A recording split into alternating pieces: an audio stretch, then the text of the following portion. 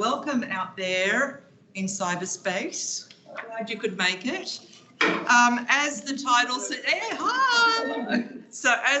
suggests, this is the Scientia Education Academy session, and it really is a session about sharing knowledge, practice, and our awards piece later to finish off the session. So my name is Professor Patsy Polly, and I'm the Director of the Scientia Education Academy at UNSW. I do this very proudly. It's a great role, especially because I get to meet a lot of people across campus, okay, and bring the community together. And we've had the opportunity here to have a session as part of our Edu Fest at UNSW. So how precious is that? So we're very fortunate to have that time together.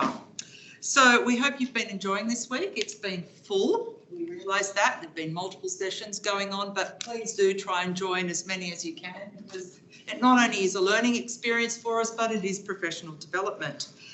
So without much more delay, this whole session is part of a lecture series, a public lecture series that we've been running as part of the Scientia Education Academy. We had our summit mid-year, and we run lectures along the way on a monthly basis or whenever we can get our speakers in. And the whole idea is to share that knowledge with you. Okay, so that's been quite good for us to be running as an academy, and we get good feedback from that. So before I introduce our presenters, we have Professor Sally Kift in the room, but my colleague, Associate Professor Helen Gibbon, will introduce Sally for us. But before we start, I'd like to present an acknowledgement of country, and I'd like to acknowledge the traditional owners of the lands of which each of us are located when meeting today. UNSW is located on the unceded territory of the Bedegal, this is the Kensington campus, Bedegal peoples, who are the traditional owners of the lands. I would also like to pay my respects to elders past, present and emerging. So the image here, I like showing the images at the beginning of our Scientia Education Academy meetings. This image is really, I took this image, it's not that. It's not as flashy as that one, but it is an installation on campus. It is just a beautiful piece of Indigenous art, and I urge you all to stroll past. We have a lot of pieces of interesting art on campus, so I really would like you, if you have time, to stroll through the campus and take a look. Housekeeping notes. It's a sensitive room. It's a very sensitive room. So if you decide to eat an apple all of a sudden, if you get that urge, we urge you to go outside because you will be recorded. Okay, it's very sensitive. Don't rustle papers and all that sort of thing, because we will be heard. And this session is recorded, just to let you know, so we can catch up later if you haven't been able to join for the whole lot. What else do we have to have? Oh, we've got a conversation that can keep going by asking you to post questions. So there's the Q&A section, and that really the dream team, Remy and Elise, are running that for us. So please feel free to post. And Laura, of course, up the back of the room, and Dorota. Without our folks here who look after us, we wouldn't be running the session at all. So thank you for that. I think that's it from me. So thank you very much. I'll hand over to Helen. Thank you for your time and for your ears in terms of listening. Good afternoon, everybody. I was going to take this opportunity to read the profile that you've all been given, Sally's profile that you've all been given in the pack, and I thought that would be a waste of time because you all know who Sally Kift is, because that's why you're here. You just sort of read it. She's the president of this, all of that, and she's awarded this and that. She's just, you know, an esteemed higher education, extraordinarily talented, wonderful human. I just thought I'd take this opportunity instead to say she's been our education-focused visiting teaching fellow this last fortnight for Law and Justice. And it has been such a pleasure to have you here, Sally. What you don't know in this is that she's so generous with her time and her expertise. She's so lovely and she's hilarious. Hilarious. So thank you very much. We're so thrilled to have had you here, and we look forward to continuing the relationship. And Sally's going to be talking on first year transition and diverse equity bearing cohorts. Thanks, Sally. Thank you. you, Patsy and Helen, for that very generous introduction, and hello to everyone online and the people in the room. And I'd also like to acknowledge the traditional owners of the unceded lands on which we are today, the Bedigal people of the Eora Nation, and pay my respects to elders past, present and emerging, and to any Indigenous colleagues in the room today. So I've got way too much to try and get through, and I see already that my slides have gone a bit weird, so that's always helpful.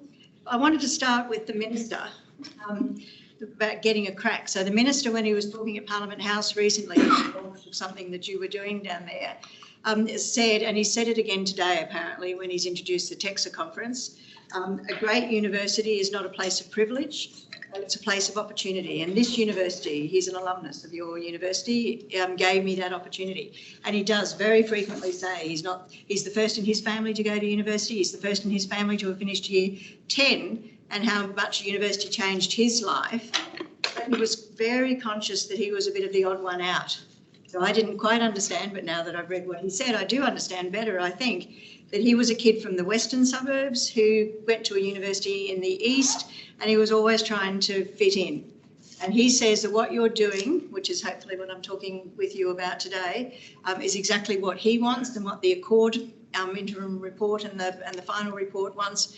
And it's about young people, more young people, and I would also put in square brackets, and other second chance people and people generally getting a crack at going to university. So we're getting a crack. So I think this is like a bit of an all-in group challenge. If anyone who doesn't watch, thank God you're here. We'll see how we go, and I'm probably going to have too much. But I wanted to say, I am speaking about first year, but of course first year is just the first of very many transitions that universities experience over the life cycle. Just focus a little bit on what is it about first year and what the Universities Accord panel, where they're going on it for equity bearing cohorts, and what works for the first year experience, whole of institution, whole of student, whole of program approaches, so that everyone can get a crack. I do love that in an education minister. I see what's happened. Someone's put a thing on the bottom of my slides.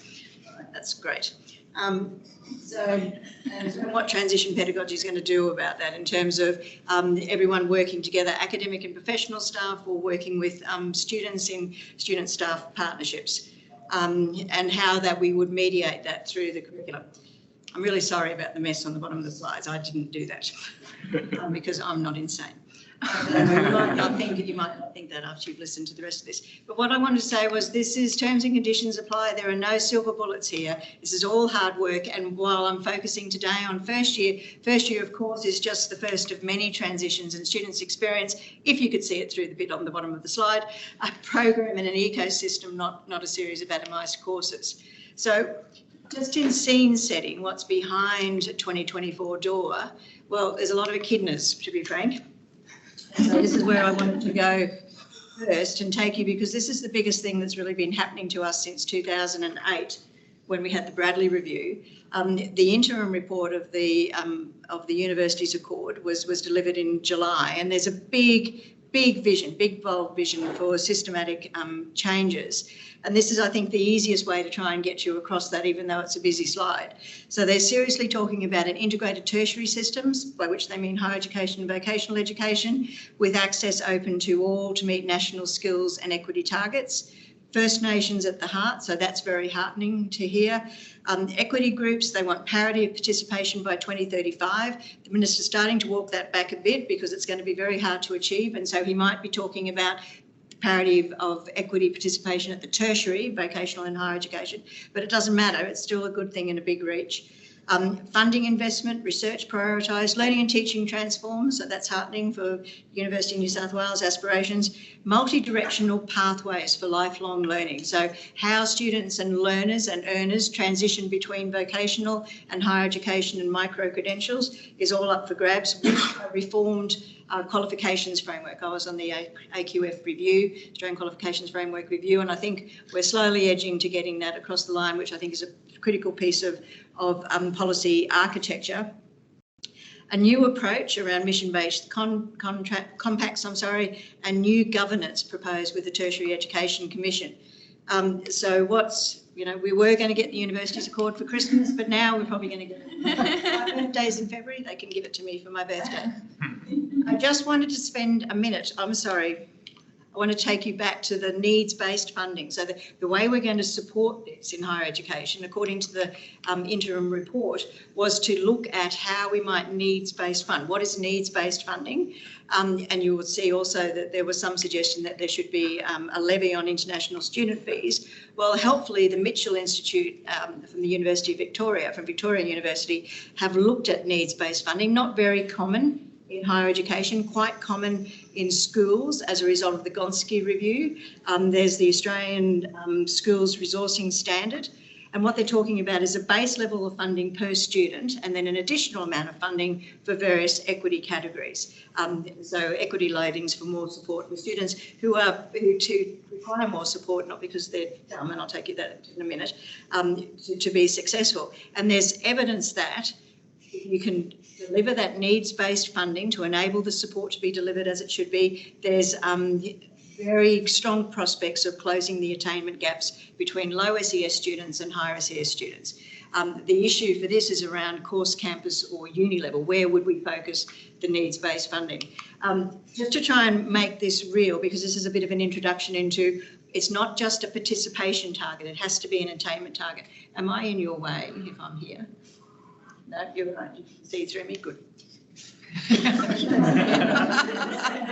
you, I'm taking it. So looking at what Mitchell have modelled on this, and there's a very good conversation article which has a lovely interactive piece of work there. So the issue is universities with higher concentrations of disadvantaged students have lower completion rates.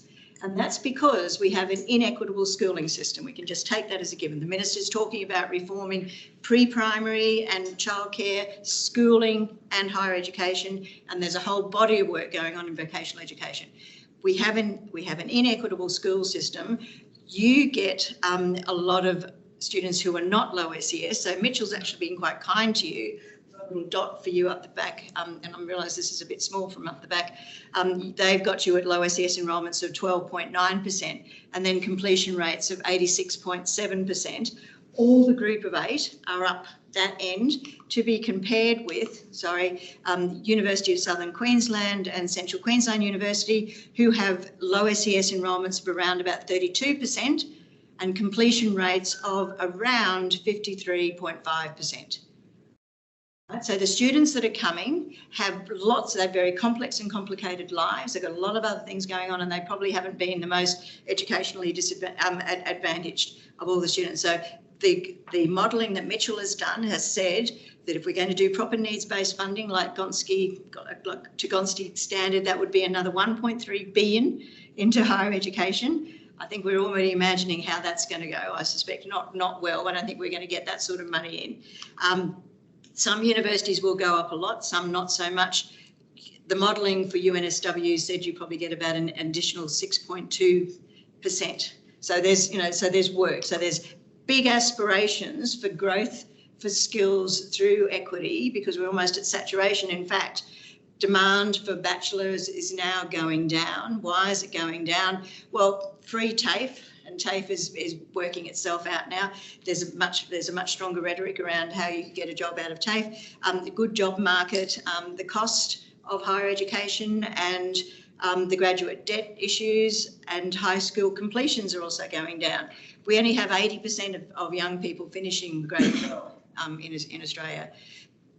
Nevertheless, the Universities Accord set an ambitious target around almost doubling the bachelor completions that we currently have by 2050, so 1 to 1.8 million Commonwealth supported places from current 900,000 odd, to achieve this attainment growth of 55% for higher education qualifications. You don't need to be able to see the detail to see the increase in the line, but what you do need to think about is these are the current levels of enrolment for equity group students. They only have 4 of the 6 equity groups in this graph that I've taken from the interim accord panel. You see the low SES, for example, the current rate of participation across the sector is 16.6% approximately. 25% would be parity, and that's what they're aiming for, parity. So we've got to get from 16.6 to parity. Regional around about 18%, remote under 1%, parity is just over 1%, and First Nations, depending on your figures, across the sector about 2.1 with parity at 3.2. To grow to equity parity across the sector, we're looking at an additional 60% low SES students, additional 46% regional, 7% remote, and 11% First Nations. So it's a big ask. You might ask, but if you didn't, I'm going to tell you, what are our current rates at University of New South Wales? So this is from the National Centre for Student Equity in Higher Education, their data. They don't quite give you the 12% odd that Mitchell gave you. In 2021, the national data that they've got says you're at about 10%, 10.3% of low SES students.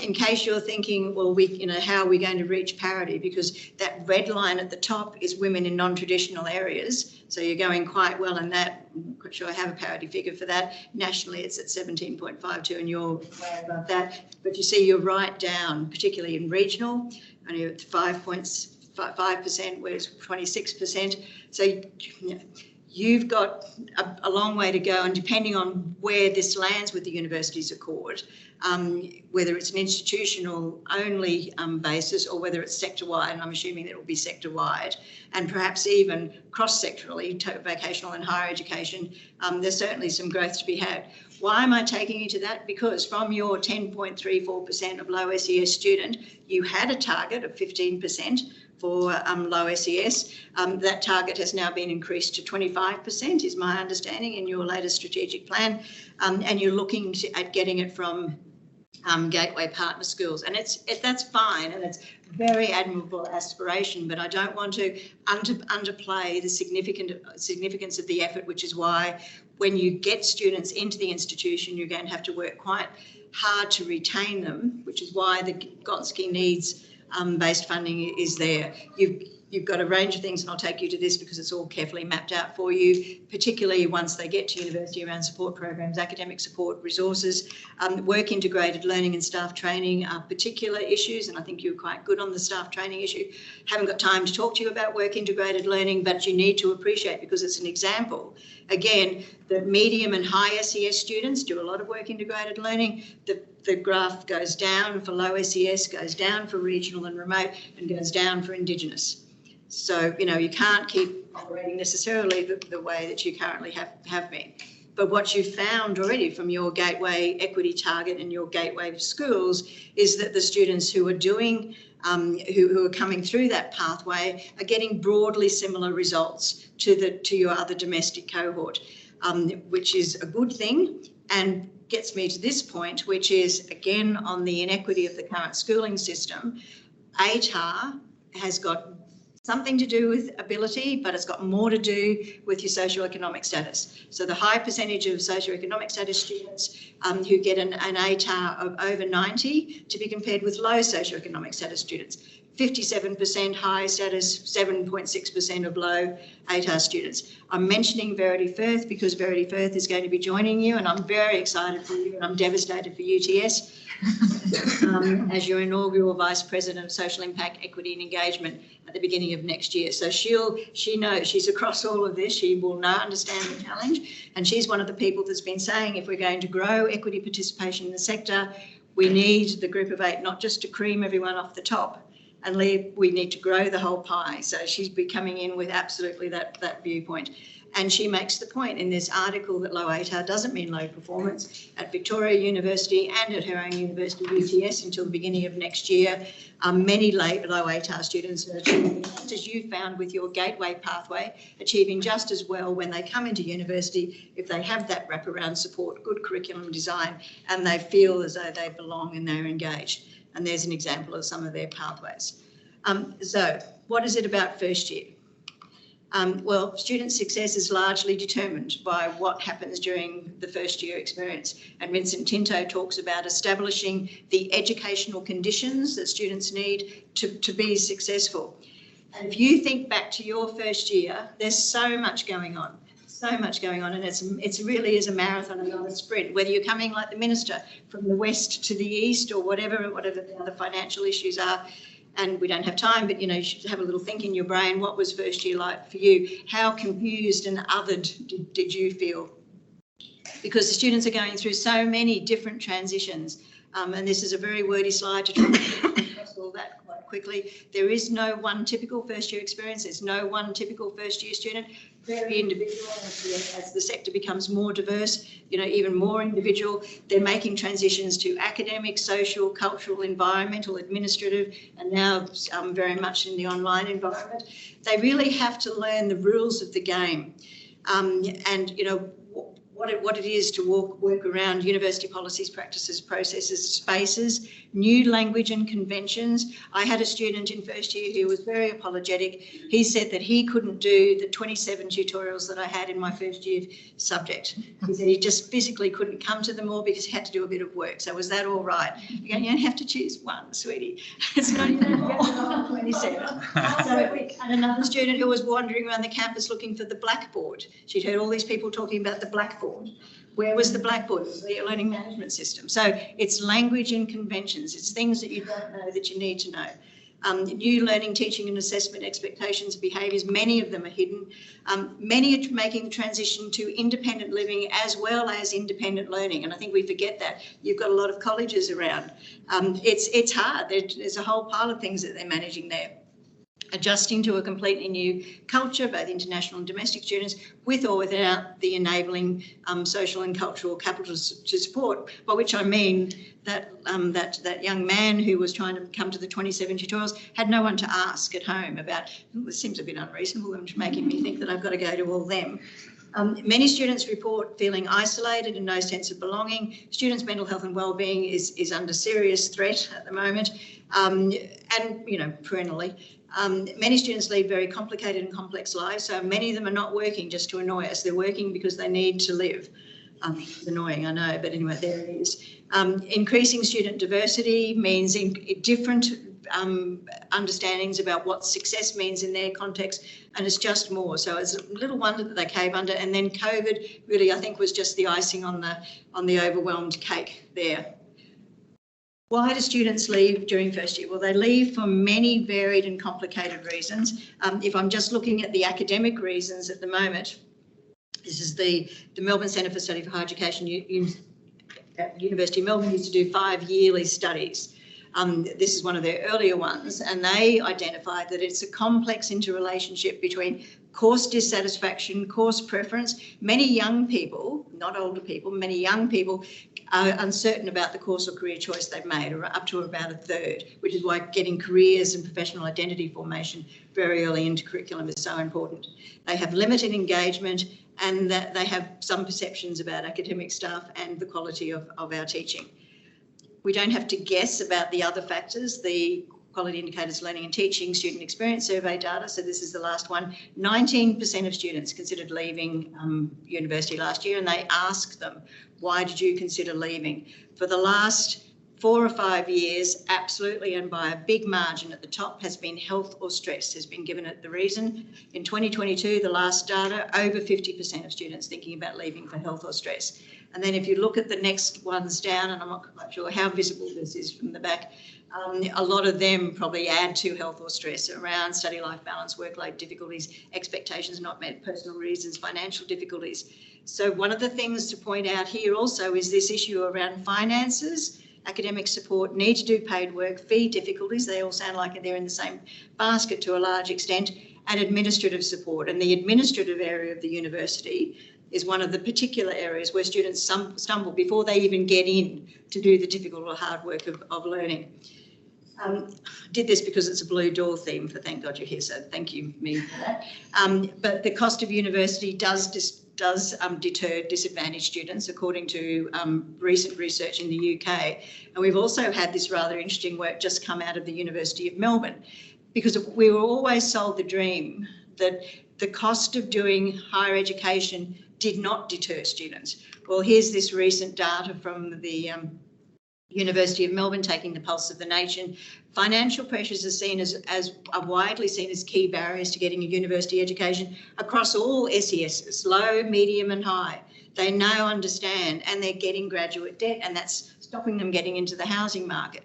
And so 59% of students on this, whatever this was, October 2023 report, expensive tuition fees is a barrier to them engaging with higher education. This in the environment where enrolments in bachelors are going down and enrolments in free TAFE, you can see the attraction, are going up. So that's the context in which you're working in this equity gateway pathway space. Not to deter you at all, but just to try and give a sense of realism about what's going on. And you're talking about improving access and support across you can't read it because the thing's there, but it's the life cycle, which is important. You're working with 400 or so secondary schools, which is good. And remember, I've already given you the stat that says the students that are coming in are just as successful. And then you're doing exactly what needs to be done, looking at how you support students, knowing what makes a difference to them being retained or otherwise, before we even get to curriculum. So you've built in a lot of financial support and mentoring and peer support, and I can't share the window, so I can't get rid of that, and career development. So you're focusing on the things absolutely that will be a barrier before they even get to engage. So this is a very well thought out plans, and you all need to commit to it. And you've got some wonderful stories already, and the narratives of students just like them who have been successful will be a very powerful motivator when the students are coming here for your 25%. I wanted to spend a few moments talking about transitions because transitions have been found to really impact students' ability to engage and have a sense of belonging, but also particularly impact their mental well-being, mental health and well-being. And so this is a free open access resource from Canada in 2019. It does have a small bottom of one page on learning styles, if you can get over that. Nevertheless, 95% of students thought that it was very helpful. 40% of them discussed it with their colleagues, and 16% had gone and got some work, got some work on themselves, got some help as a result of it. So I think surfacing these issues right from the beginning, and then I would also say that you can also manage to do no harm in the curriculum. In the UK, a big piece of work done on managing transitions and educating, conceptualising curriculum land as terrain. You start here, you've got to get to there, and you traverse the terrain, and recognising that there's several decades worth of research have now established that transition into university is key for student learning, persistence, success and well-being. So the transition piece. But students go multiple and ongoing transitions. So it's not just transitioning in, it's transitioning in, through and out. And students describe their own experience and challenges in terms of continuous transitions. And we don't need to even think very hard about that to get to that point. Students are juggling a number of coexisting identities, their pre-enrolment identity, their tertiary student identity. They've already got ideas about their professional identity when they come in, and a lot of them feel as though they're quite imposter syndrome about the whole thing. They really don't feel that they necessarily belong. This is a lovely piece of work done by some of my colleagues back in the day at QUT, taking Bridges organisational change response to the emotional response to the impact of change, and just sort of planting it on the student experience, showing, I think, quite well how even when they come into university, they've started with the 3 different identities. The pre-enrolment identity, they're already starting to form about student identity, and they've already got some idea of what it might be like to be a professional. They need to sort of let go of their previous experience. They've got this in-between experience replete with all sorts of opportunities, but it's a very socio-psychological process of becoming. It's hard identity work as they then transition out and they consolidate their experience and move on. And of course, that's even if they did it in a linear way, and a lot of students don't do it in that very linear way. And there was some research done over COVID in the UK, about Google searches for imposter syndrome, research from Study Hub, 43% of students felt that they were experiencing imposter syndrome, which suggests that they don't even, if we're trying to get them to belong and get an identity, sense of identity. How do I turn off this bloody sound? There you go. That reminds me. Do you want another copy? Debbie. I don't need a coffee, thanks. Anyway, so that's a problem. I was talking to them about the micro transitions. Students should get a coffee and think about their transitions over the course of a semester. If you think about how up and down they are, you're very excited when they come in, then they have to start doing the work, and then they might feel as though they're getting somewhere and then up and down. So trying to normalise the roller coaster that students are on and proactively manage and anticipate both their cognitive response, but particularly their emotional response to what's going on, I think is quite important. And this is just me being a lawyer trying to imagine that I can do a diagram in the ages, so that makes it very worthwhile. I think of transitions as sort of this very tempestuous whirlpool that's constantly churning of all the things, of their shifting experiences and emotional responses to academic, social, environmental, personal, situational factors, administrative things. And I think I think all of that is somewhat mediated, and particularly post-COVID, I think this has become even more apparent, mediated by the relationships and belonging for a sense of success, but always across the multiple and ongoing transitions. So I'm getting now to student success. So that's the context and the big context and sort of the student context and your institutional context. And you have a lot on your website. I've crawled all over your website and found a range of things. My constant refrain on all of this is wonderful. How is it going to be? So all your students that come with the social and cultural capital, about how they would engage with all of these wonderful things, that'll be good, but I think you'll still find that a large number of them are not engaging. It'd be interesting to have those data. But how do you make this transparent to now your 25% aspirational low SES students who are going to come without knowing that they should even be looking for these things? And my answer, to tell you the end of the story, is, well, you drive it through the curriculum. But it's all there, is the other part of the story, I think. Oh, I'm so sorry. I really hate it when this happens. Apparently, I didn't do that. I would have separated them out and you would have put the picture and then but anyway, that's how it's looking. What works for student retention and success? Well, we know from work that Liz Thomas and her colleagues did in the UK that it's interventions in the academic sphere that have the most impact, and that engenders a sense of belonging. And then she's got a range of ideas around that, not nurturing a culture of belonging, both academic and social. That there's an institutional commitment, and I see a strong institutional commitment here. Look at this. You've just had a whole week of Edu Fest. You know, institutional commitment, planning and leadership. It's a mainstream priority for institution and staff. Your Vice Chancellor is committed to this, and I get that palpable sense of commitment.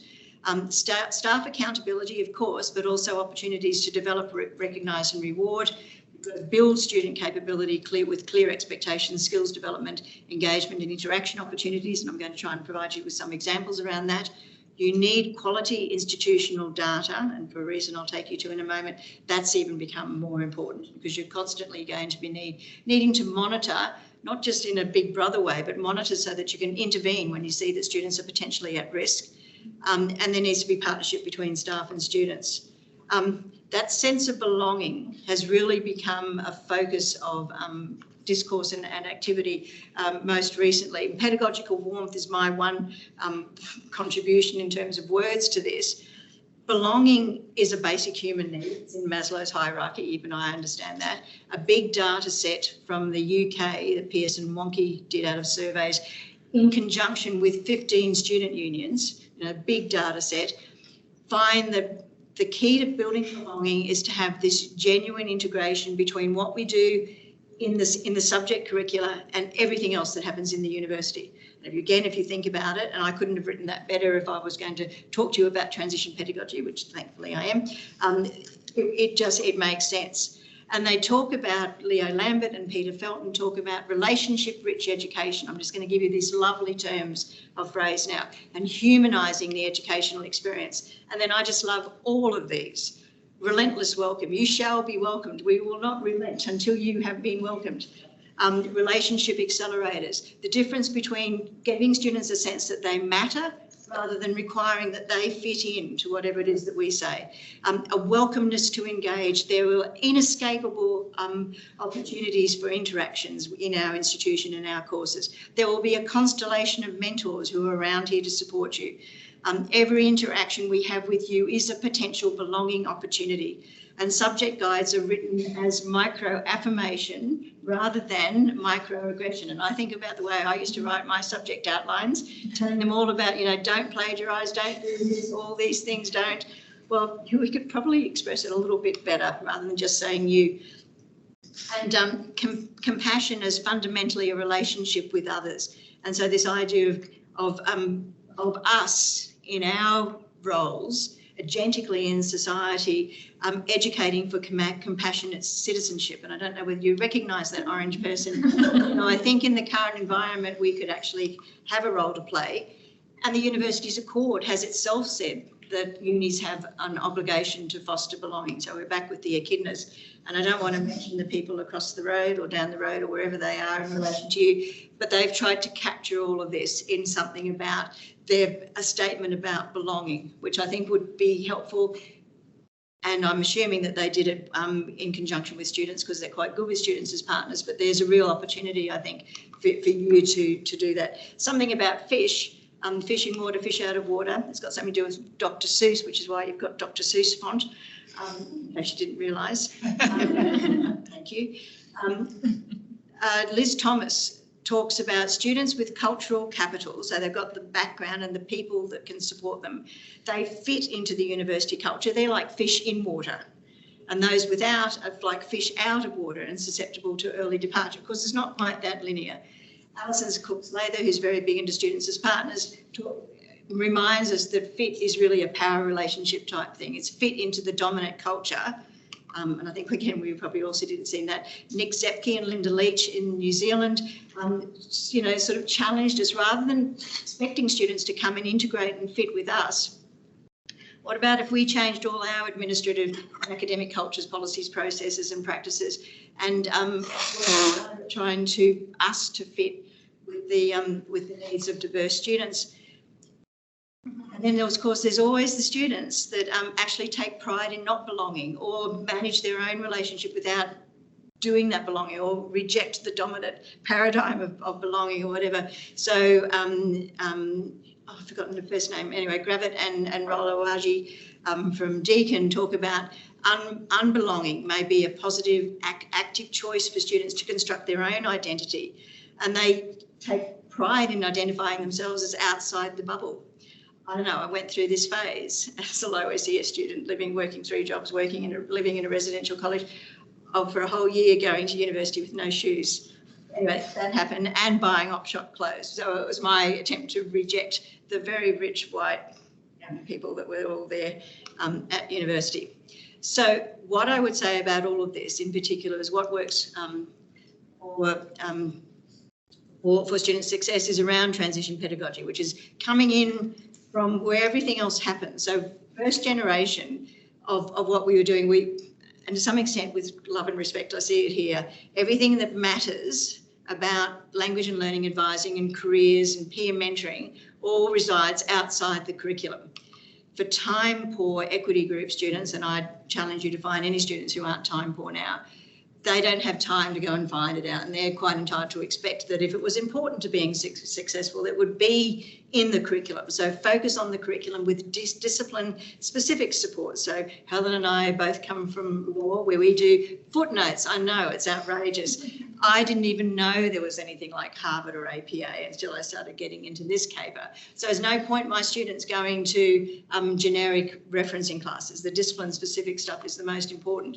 So if I can get it right in my discipline, in my curricula, what if we got it spread across the whole of the institution for the whole of the student life? And we can do that by enabling it through academic and professional and student partnerships working all together. And that's just all transition pedagogy is. It was just an idea of let's focus on what students have in common, the curriculum, rather than problematising their diversity. They come to us to learn. We could do it. I see whole of institution intent written all across this institution.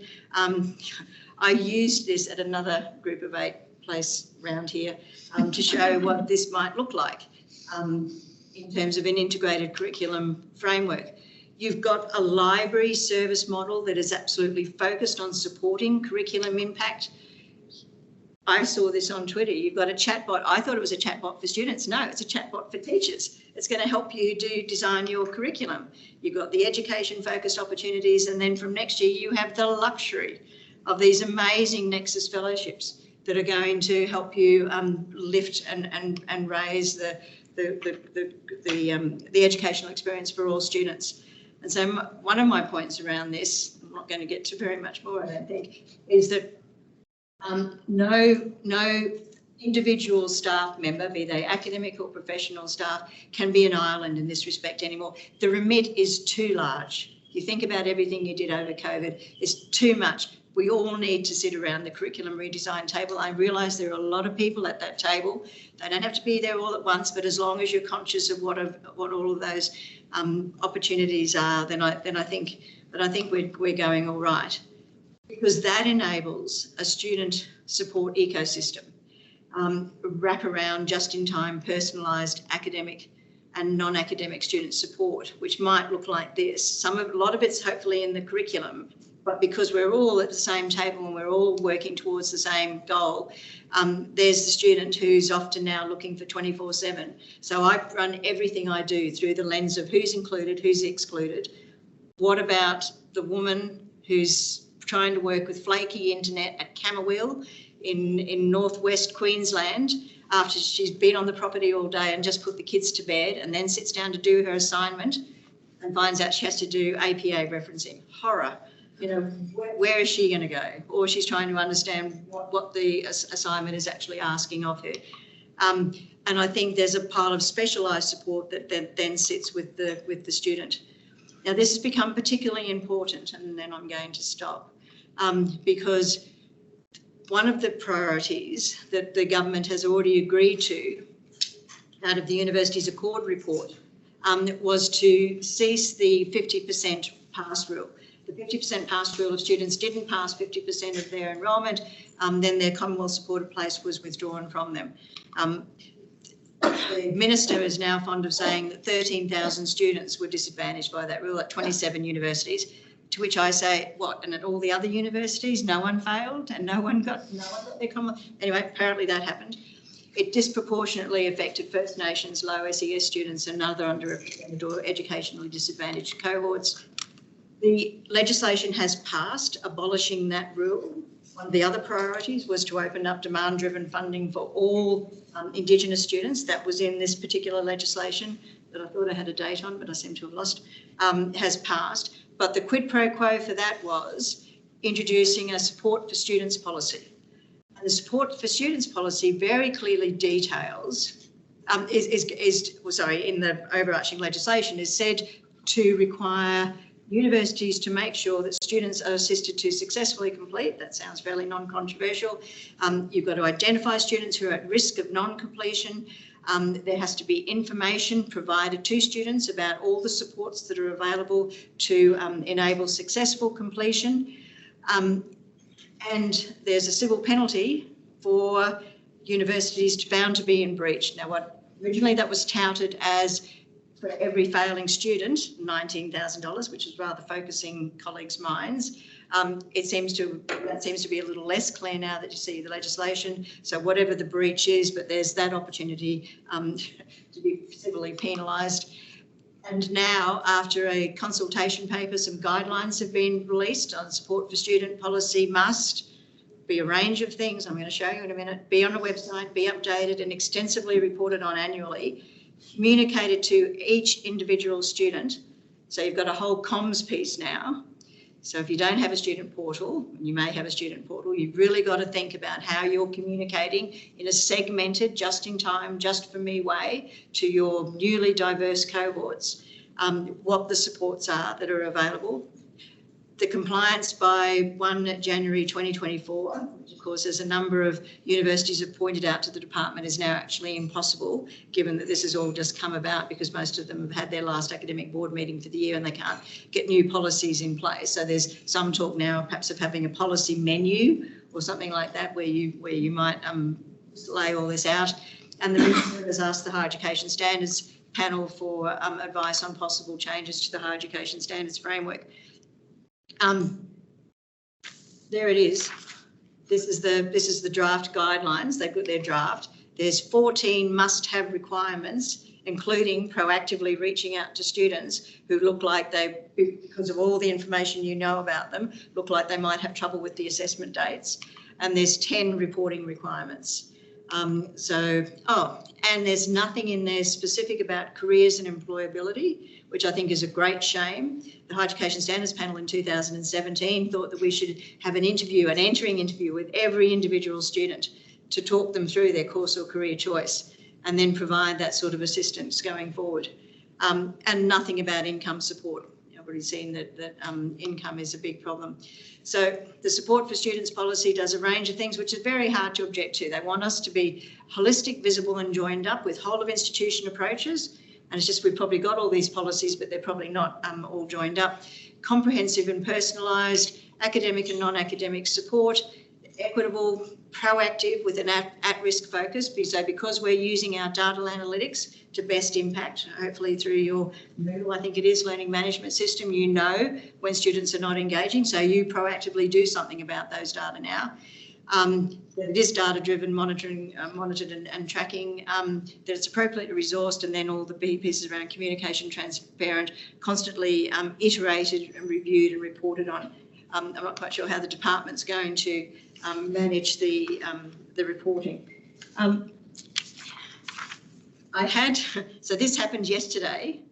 There was a draft action plan released yesterday. I don't know whether you saw it. So we've got this big issue. One of the priority areas of the 4 priority areas released by the Universities Accord was around student sexual assault and sexual harassment and student safety. They've been promising this. The education ministers met on Tuesday. I was looking for it on Tuesday, didn't do it, but they released it yesterday. So now this draft action plan, which is the headline is that it's around requiring national action to ensure that what TEXA hasn't been regulating is the Rood Senate inquiry report, will now be dealt with in another way. And it recommends the establishment of a national student ombudsperson. I just keep stumbling over. You can call them the ombudsman. That's what I keep saying. Apparently that's the language, but I just keep stumbling over it. Anyway, so that's my brain just telling me what happened there. With investigative and dispute resolution processes, but it's not just for sexual assault, sexual harassment. And see, this is the problem when people actually go and read documents, because it anticipates the Ombudsman would have power to play a larger role in complaints handling, including about the higher education providers' policies and processes on student safety and welfare, which is the headline, and also course and HECS administration, reasonable adjustments for students with disability, which we're not great at, to be honest, and other matters. So of course, if they're going to set up a student ombuds, which is how I'm going to call them, you know, the safety and welfare is one opportunity, but it's hard to imagine that they wouldn't go for the other areas. Anyway, that wasn't what I was talking about. What does this mean? All of this around support for students. What does this mean for higher education, learning, teaching and student support? Or as the Higher Education Universities Accord panel itself asked, rather despairingly, I think, what would encourage the sector to move beyond the minimal standards approach and to pursue systemic excellence in learning and teaching? And my advice would be, well, many of the student support matters that are mentioned in those 14 matters are course design issues that we could solve, or that we could certainly proactively manage through inclusive curriculum design that embeds just-in-time contextualised support. So that's transition pedagogy. So that's just the idea. It's just a framework that tries to bring all of the people that are interested in the curriculum and student success around the table, giving everyone a common language, but thinking about how we're going to proactively manage particularly the affect with an A of transition, but all of the micro and macro transitions that occur over the course of the student life cycle. Acknowledge and mediate the diversity of student entry, 25% low SES students coming in through your gateway schools. How you would design intentionally and inclusively curriculum that speaks to all of the students and that is appropriately organised and sequenced so that students aren't left in a disabled state about how they engage with the curriculum, that enables engagement, belonging and relationship-rich education. Now, engagement has a lot to do with employment now as well. If we can establish this sense of professional identity for students early on, settle their course or career choice, and then give them an opportunity, perhaps in an e-portfolio, which I couldn't find any particular evidence on your website, and I understand you did do it a few years ago, but that sort of dropped off. Hopefully, perhaps the Nexus Fellows might be able to pick that up. Then you can show students how they're acquiring employability skills over the course of the curriculum, how you're engaging with them on career development learning, so they've got this metacognitive capability to think about where they're where they have gaps and where they need to improve and acquire new and deeper skills, and see then their progression, because the best example I saw of an e-portfolio ever was a long time ago at Alberto College, which is a little liberal women's only college in Wisconsin. They had 90 seconds of a student speaking in first year put up on a portfolio, 90 seconds of a student speaking in second year, and 90 seconds of a student speaking in their final year. And the transformation of the student that was apparent to the students as well as to everyone else of what the learning gain and the skills acquisition was over that period was very powerful. So there's the powerful potential of e-portfolio. That we have inclusive, authentic and authenticated in ChatGPT ways assessment. That also embed critical feedback and assessment literacy. So we help students understand what feedback is, how to be feedback literate, and particularly how to manage the affect of feedback. I don't think we put very much emphasis on the very first piece of assessment that students get. And what we know now from other research is that students often calibrate their sense of belonging to the institution by how they went on their first piece of assessment.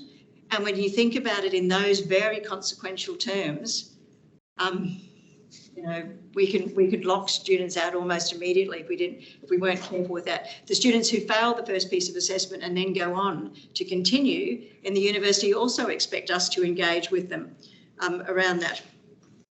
And the last one is evaluation and monitoring. And of course, we would do that for quality assurance purposes, but also for quality enhancement to see where, you know, the gaps are and whatever. Working with students as partners, and you've got a great piece about students as partners and proactively timely support provision. So I think that's about enabling student learning, inclusion and belonging to support mental well-being. It's a bit crazy, bingo card woman. There's nothing overly contentious about any of those ideas. I'm going to leave it there because I was going to take you through, but I've slowed down because I've tried to do the bits that I was going to show you as an example. I did have a lovely piece at the end, but I can't get there because then I'll just embarrass myself, about how first year really shouldn't be an episode of Survivor for students. That, you know, we can do better. We have the wherewithal. And you have enormous resources, I think, here at your disposal to try and make it right. You've got the ambition, you've set the path to go there. So I say thank you and thank God you're here, to all the FYEers, and good luck with all of that. 5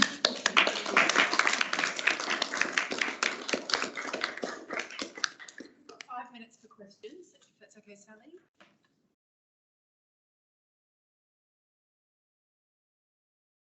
Hey. I'm going to ask a question on the communication. So how do you communicate across the whole institution, and both to the staff and to the student, about what's going on here? Because you're going through a transition. Things are going to change and people are going to go, what's going on again? And from the staff, I think it's the obvious question. I thought we're doing this and now we're doing that. What's going on? How do you run that communication? With students, sometimes see the same thing too. We've been telling them your assignment is due now, your special consideration is this. and now we're going to switch. And I see sometimes among my student, the second year we call them the terrible twos. What are we doing this? What are you going to give me all this assignment? It's all really hard. And they get the third year and they go, oh, okay, I finally got it. I understand why we're doing it this way.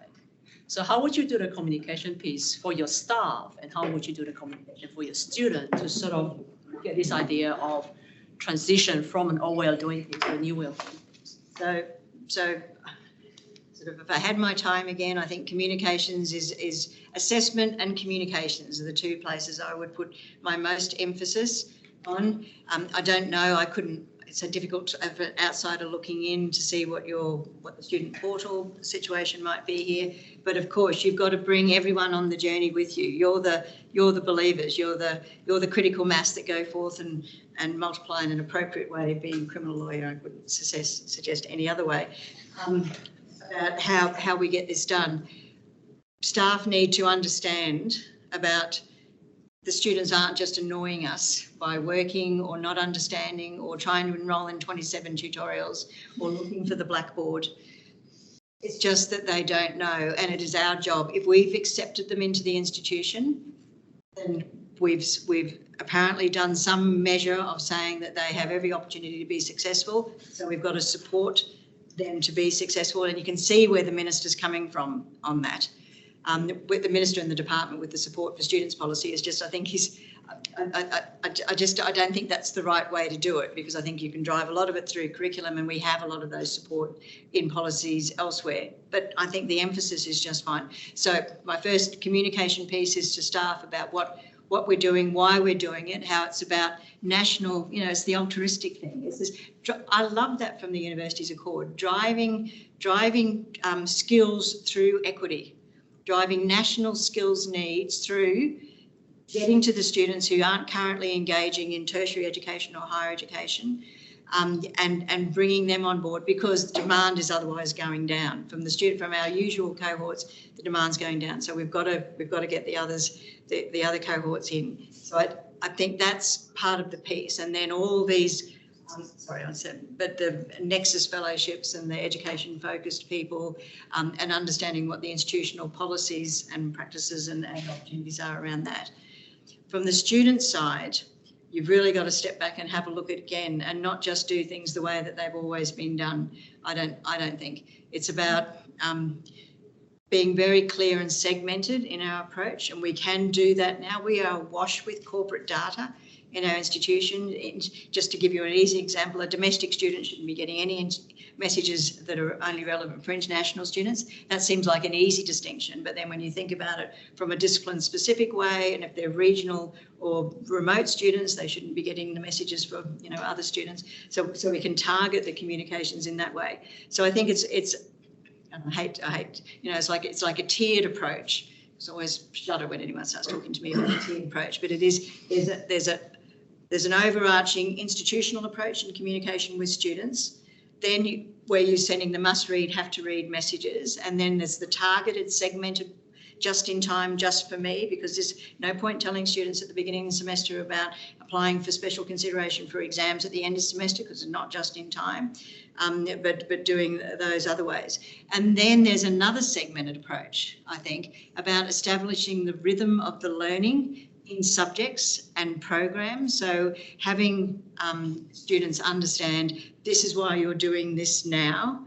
This is how it relates to everything else that's in the course. This is how it's relating to what's happening next. This is how it relates to what's happening around you in the subject. And this is how it relates to career going out. And then I had another really good point, which has just gone completely out of my mind. And how do I try to find it? I can't get it back. I know. It's also explaining to students why we're doing things. I don't think we're anywhere near as transparent as we could be, and I think COVID's put an emphasis on this. Now I see students awash around the institution here, now that it's raining, so they're also actually awash. Your students are physically back on campus. I don't know whether you think all of your students are back on campus, but what's the communication about the flexibility that they very much appreciated over the course of COVID? Why would they come back for the engagement opportunities here? for all the reasons that we know are good reasons, but let's explain that to them and why we made those decisions about that. And then where are we going to be? And where are their peers going to be? So what's the teacher presence in the educational experience? Because I think if you establish that, that's why I think now sense of belonging is so important. If you establish that sense of reciprocity around I'm here for you and you're, you know, and you're here doing it and I'll support you as much as I can in that. And I will actually be in this space online or in this space physically or in this space, you know, when it comes to exams. So I was watching colleagues from the law school going down and having student consultation meetings all over the course of this week. You know, so all that is there. So let's make it explicit to students how we're there, why we're there, when they can interact with us, and then how we get them to interact with their peers, with the profession, with the discipline, or whatever the rest of that is. I'm sorry, that was a little bit long-winded, but it's quite a complicated piece because there's so many moving pieces and I think you have to sort of chunk it off because it's actually very difficult to try and get right then, because you've got student administration, and student administration is, I don't know whether there's any student administration people in the room or online. Student administration is often the very first stumbling block. And when you find that out is when the vice president, the vice chancellor or the DVC or whatever has a son or daughter that's trying to enrol in the institution and find out how very difficult it is and then everything has to change. How would the academy board? Yes. Right, that's all we have time for. I think we have to move on to the next session. Sorry, we're strict, under strict instructions. Thank you very much, Professor Sally Kift.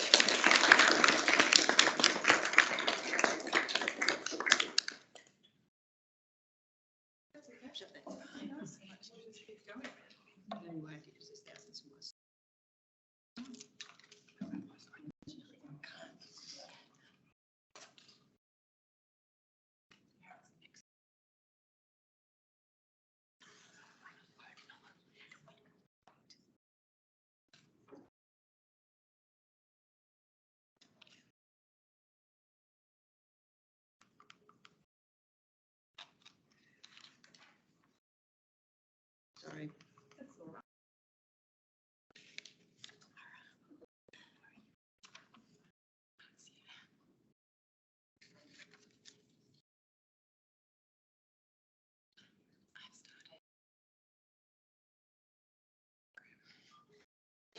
This is what I didn't want to do. It's all right.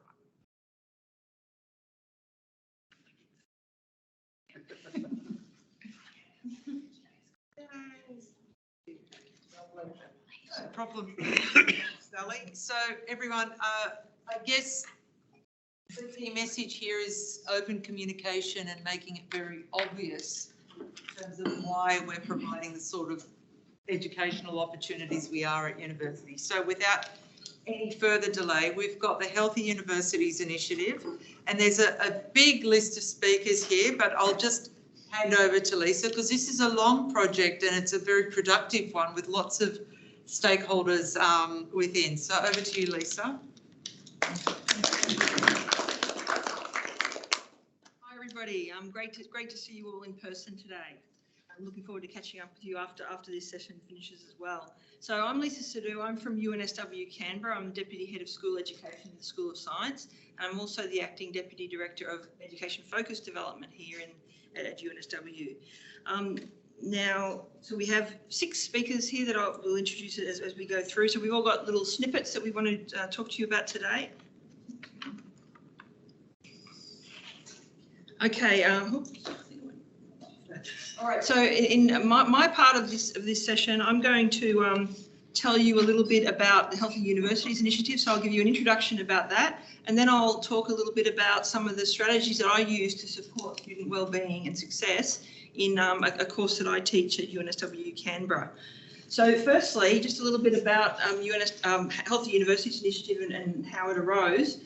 It was established in 2018 by SEA fellows, and the co-leads are myself, Gary, who's going to be talking to us today, Jackie Craney and Maloney.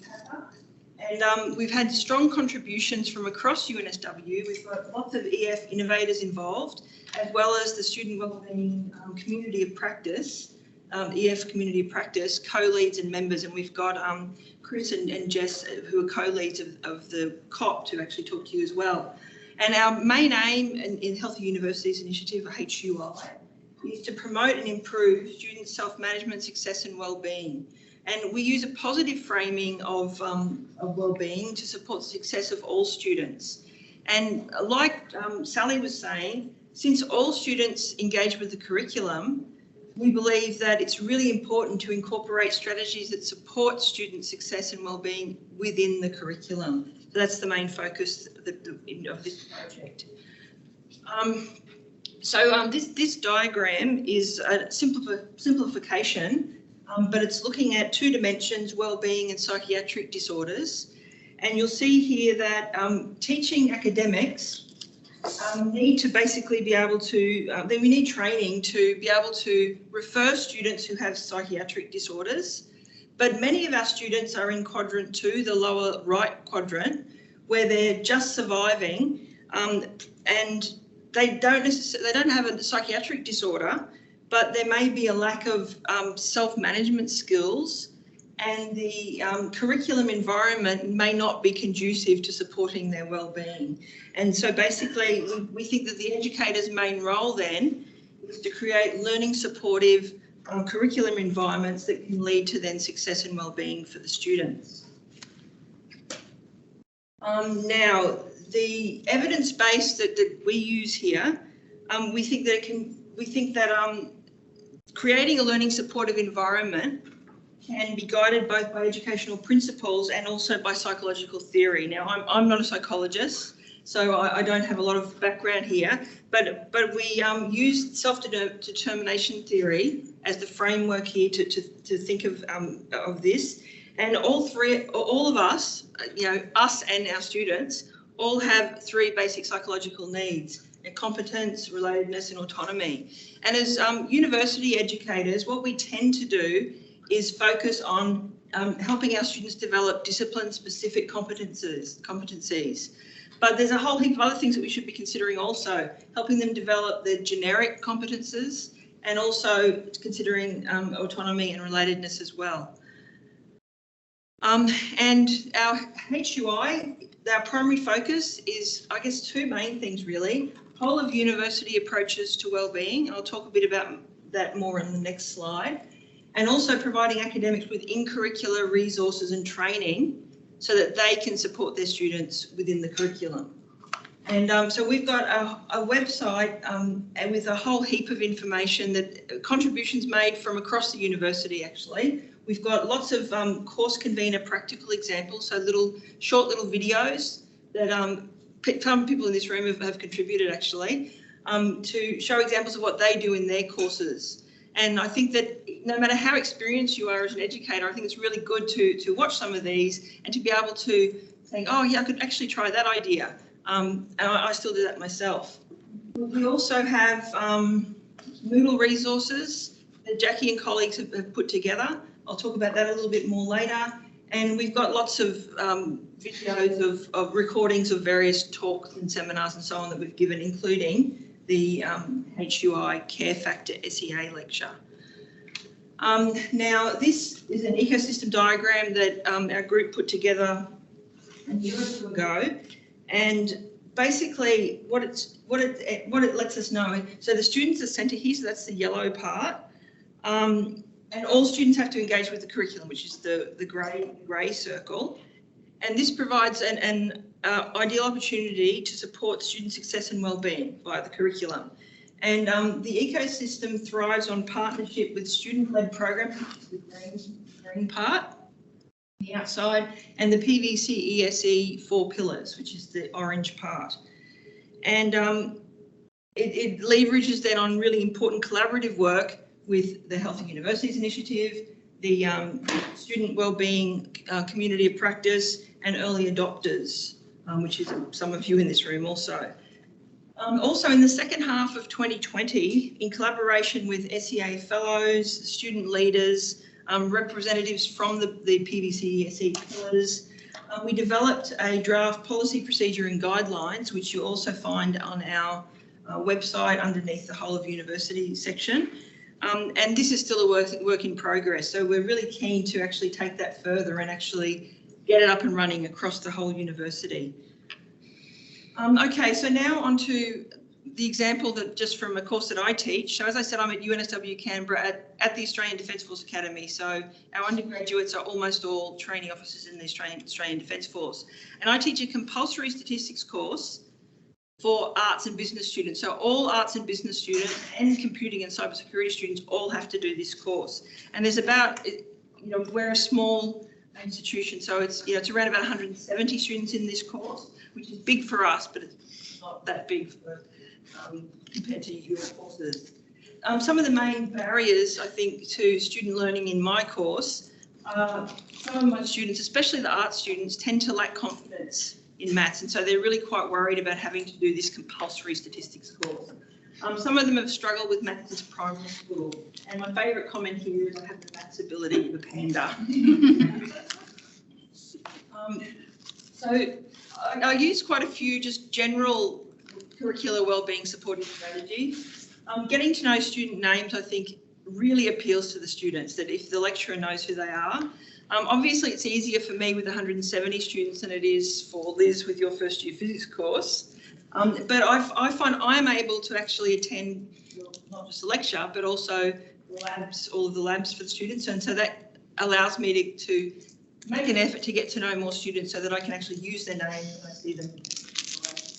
It also helps that some of our students have name tags, but they are small and I'm kind of half blind, so I have to sort of peer at them to be able to read their name tags. And it is often their last names and I like to use their first names. Also, I think establishing an inclusive, supportive environment and providing moral support is really important.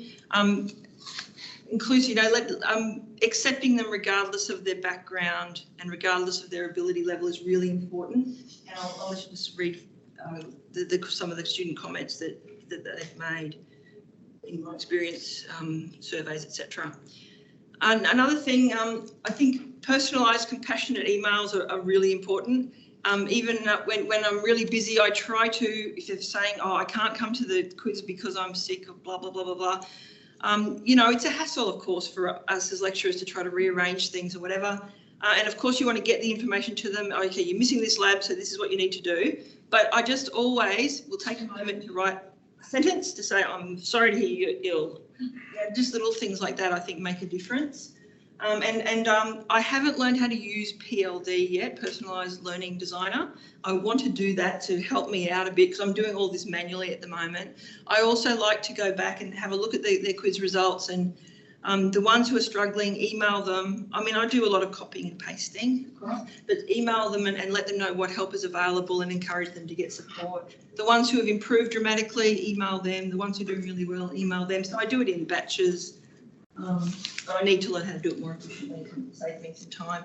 Clear communication, as Sally was mentioning, I think is really, really important.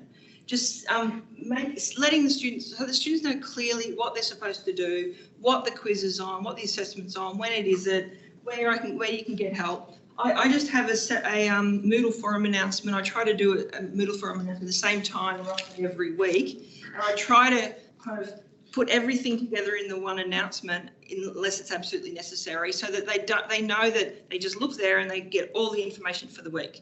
They don't have to be looking at lots of different emails announcements. And yeah, especially regarding assessment, that's really important, I think. And it reduces their stress. If they know what's expected of them, it makes it less stressful experience. I run 2 optional support classes every week. For an hour. Lately I've done one face-to-face and one on Blackboard Collaborate, and I try to record them if I do anything that I think is going to be useful for the rest of the class. I record it as well so that other people can access it if they can't come. Usually I have only half a dozen students who attend. It's the same half a dozen who attend every class, and there'll be an occasional one who just needs extra help before a quiz. So the ones who want to come, I just find out when they're available and find a time that's suitable. We move it around if extra people join in and can't attend then. They really appreciate me being available to them. Even if they don't use it, they appreciate knowing that it's there, that if they have a question, they can just pop in and get some help. Okay, this is the idea from Jenny Richmond, who I went to a workshop that Jenny was doing in conjunction with HUI several years ago, and Jenny was saying that she used a Moodle forum, not content-based, just to say, oh, I did this to take care of myself this week, and get them to kind of contribute as well. And so some of you will know Diana from Learning and Teaching Group at UNSW Canberra. She helped me set up a Wellness Corner Padlet.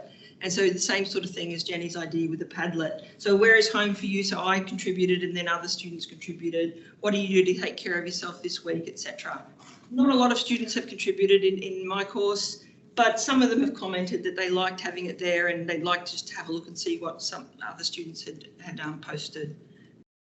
The self-management for effective learning Moodle section. I think, Jenny, you've already done a video on this too, haven't you? And maybe Rebecca Labard. So we've got several people who've given examples, who've done it much more effectively than I have, actually incorporated it into their courses. Those Moodle modules are ready for you to use, and you can watch the videos provided to see how your colleagues have used them. So it just can help to teach students how to learn those self-management skills and to look after themselves during your course. And the last thing I wanted to tell you about from this course is I use something called the checkpoint method of lab assessment, which I actually borrowed from my physics colleagues at UNSW Canberra. They've been using it, something for labs. We have 2-hour labs every week for my course. The students are basically analysing data, they're drawing graphs of it, doing statistical analyses using Excel. And so I've got lab sheets where they got full instructions, they follow the instructions and just work through.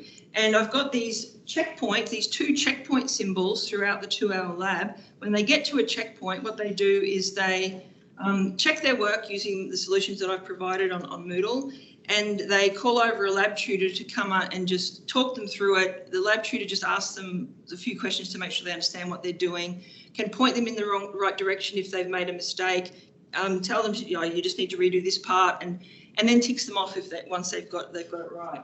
So it's really low stress for the students. It's a highly supportive environment, and I think that is probably one of the main things, just the way that the course is organised, which reduces the stress and supports their well-being. And some of the benefits, I think, it really encourages the students to engage with the material and stay on task. It provides immediate feedback, and you can see some student comments there. And I think it provides a really supportive learning opportunity. And for some of these students who've struggled with maths since primary school, I think it's in some cases the first opportunity they've ever had to have success in maths. So that's really exciting for me. All right, so thank you. And I'd like to now pass over to Gary, Professor Gary Velan. Over to Gary. Thanks, Gary. We'll talk about swags. Very much, Leesa. Great to be here with you today in person on Bidjigal country, although I am better in food. Leesa, Sally, it was great to hear your talk as well. If I may offer that when you use a tiered approach, it will inevitably end in tears.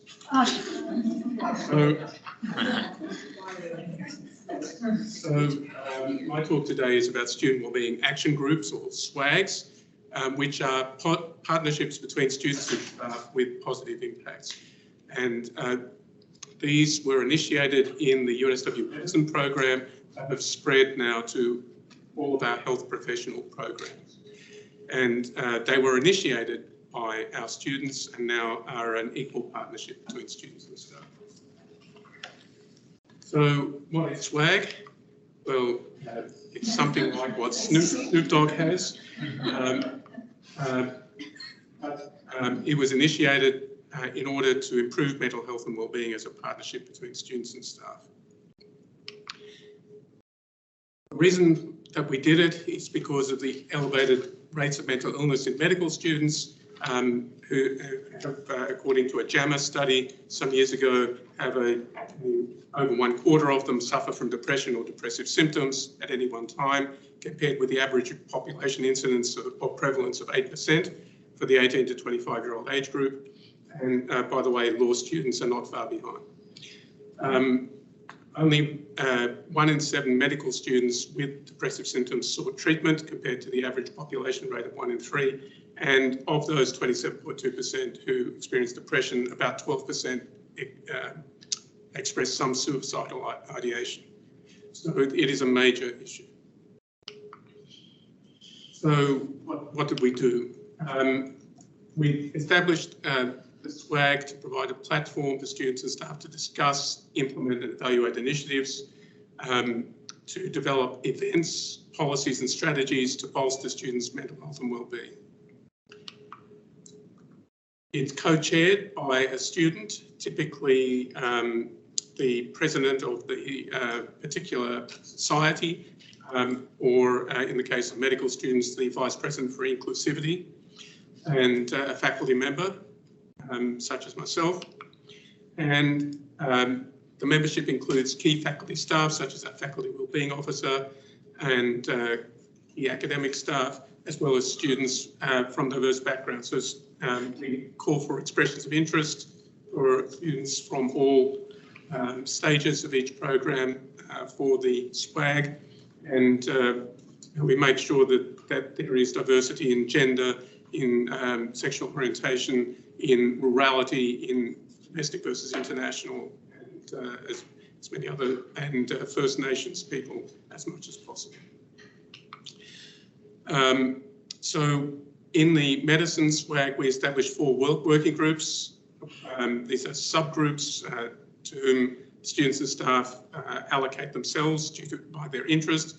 The first is enhancing wellbeing, second is building communities, third is successful transitions, and the fourth is supporting students with mental health challenges. So in the enhancing wellbeing subgroup, one of their key initiatives was the initiation of flexible self-care days for students, which have become very popular. We produce a yearly mental health and wellbeing guide for students.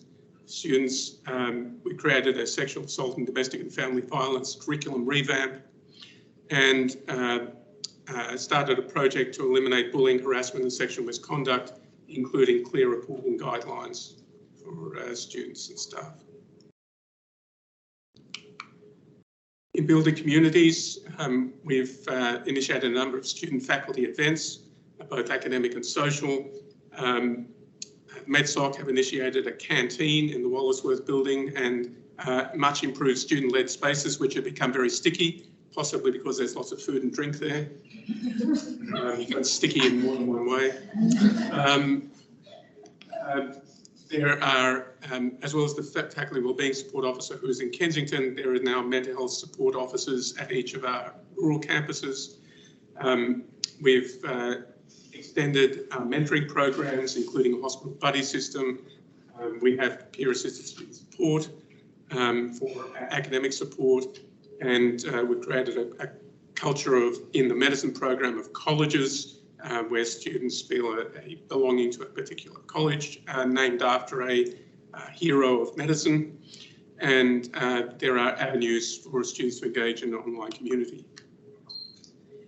In the successful transition group, we established rural and international student support groups, an international student guide with support services, a mentoring program for students with English as a second language. We have regular student faculty webinars for Q&A, and we have student written guides for each phase of the medicine program. For students with mental health challenges, as I've mentioned, we have a dedicated faculty wellbeing officer. There are mental health first aid courses available to all incoming students. We have absence guidelines, and flexibility of part-time learning is required. So going forward, what we would like to see is that these SWAGs go from strength to strength, but that they also spread to other parts of the university. It's a great way to build that relationship between students and staff and to build trust. We're all rowing the boat in the same direction. We all want the same thing. And SWAGs can learn and support from each other. So in medicine and health, all the student societies have formed a group. This started during COVID, so it's called MASK, Medicine and Health Student committee, AHSC or MASC. So that's all from me, and I'd be happy to answer any questions. Otherwise, I'm happy to hand over to Tini on the next section.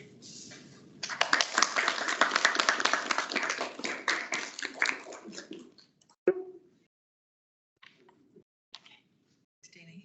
Thank you. Thanks, Gary. Looking at my phone, I'm just putting a timer on because I did. My name is Tini. My day job is in the business school, but I'm here today as the co-chair of the GET, and I'll explain that in a minute, Student Support Working Group. That is a working group with wonderful individuals, quite a few in the room today. We've got Peter, Gary, I saw Alex before. So a mix of faculty, representatives, PVCSE, and our Access, Equity and Inclusion team. And our job earlier in the year was, we're doing a wonderful job bringing all of these equity cohort students into the university. But how do we actually make sure that as an institution we rally behind them? And I have to say I have severe imposter syndrome following the presentation, because you said you've got a reality check ahead, so I'm going to show you the slither of reality checking that we've done over the last few months. So big thank you to everyone's involved. I'm really only the lucky person that gets to share this with you. So when I say GET, that stands for Gateway Equity Cohort, Target Cohort, and that is the terminology that we use. You might have heard of the Gateway program. That's our by now almost 500 target Gateway schools. Low SES students, there's of course some overlap, but not exclusively. In fact, 40% of Gateway students are both a low SES and Gateway. And they also have all different sorts of other demographic markers. That is what we have as an ambitious shared target of 25% by, I think the VC last week said 2027-ish, give or take. And the reason why he said that, I think, is a wonderful endorsement for the work that we're doing in the working group, which is we're not about having 25% come in, we're about making sure that 25% will graduate at the end. And that is really our job. So far, the success of our GET students is pretty impressive. On the right, you can see weighted average marks. So they're performing pretty much in line with their non-GET peers, with a very slight dip with those students that have come in with adjustments to their ATAR to get into the institution, but that group is going to grow, and that was a little bit why we thought it's time to look at how we rally behind these students. So the first thing that we did is kind of do a bit of an exercise of what we already know about this student cohort in the institution. And we're lucky that there was a bit of focus groups and consultations with the early cohorts of Gateway students that had come through. And they told us a number of things. And as we go through this, you might come to the same conclusion as the working group did, which is that sounds like all of our students that are coming in, which in a way is great. The fact that they are just part of our students. So adjusting to academic workload, in particularly reading, is a big challenge. That whole transition into university that Sally spoke about in great detail, especially the self-directed learning. We call it self-directed, they called it unstructured and a little bit unpredictable.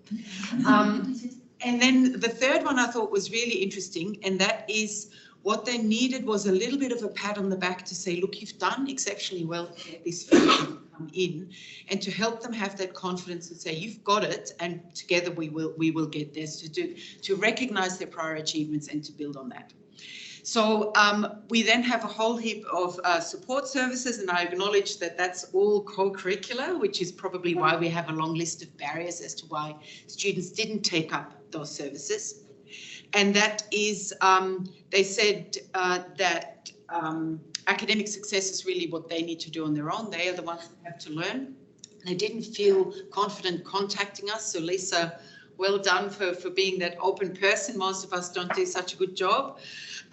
They don't know which service is good for what and where to find them. They might have read something about them at some point, but not really when they need it. And if they do need one, maybe that particular service is not available to them. And anecdotal evidence from staff, not students, is they don't want to be singled out as a cohort that needs help, and their academic success shows that indeed they don't. Now that was we felt not enough to know about these students, and a few colleagues that I've listed here have gone through quite a bit of effort to do a broader exploration study to say why are students not taking up the various academic support services that we have. And what we found is that if a student doesn't know what the service is about, whether they need it for a specific problem that they might be having, whether it's worth it in terms of cost-benefit analysis, and whether it is relevant for their specific target at the time. So they might be not aware of something, but even if they are aware, what's the outcome? Why is that good for me? And if we balance that with the busy schedules, students indicated an average time commitment outside of uni of 36 hours a week. Now that's a full-time job. So if it's not giving them the benefit that is worth the time, then it's pretty much a lost cause.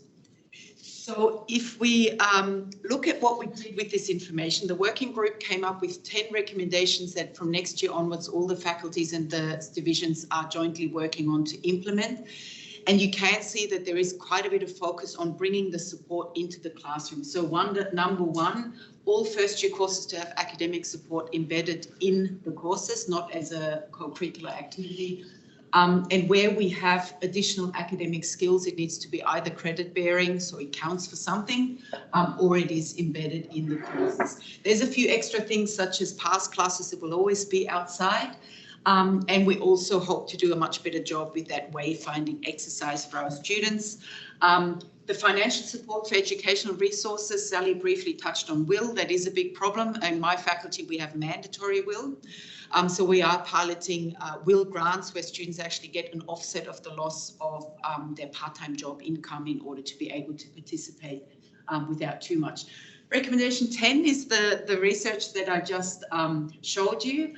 And Peter and a few other colleagues are also going to be looking at how can we bring our students up to the assumed knowledge in numeracy and literacy, because that's really the one thing where the ATAR divide does unfortunately show a little bit of a pattern that the assumed levels aren't quite met.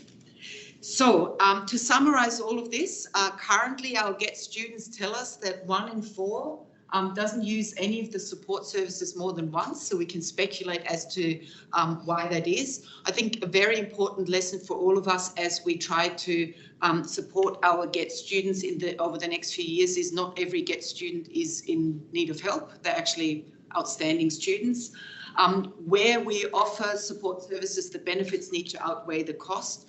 Communicating that is absolutely crucial, and what they told us is testimonials or some endorsement from their peers is worth a lot more than anything that we would do to encourage them to take up that support. So that's where we're at with the working group. More than happy to share more with you later, and thank you very much for having me.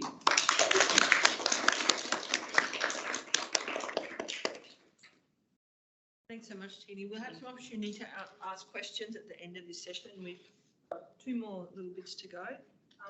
Next I'd like to introduce Chris Maloney and Macer-Wright, who are the co-leads of the Student Wellbeing EF Community Practice. Thanks.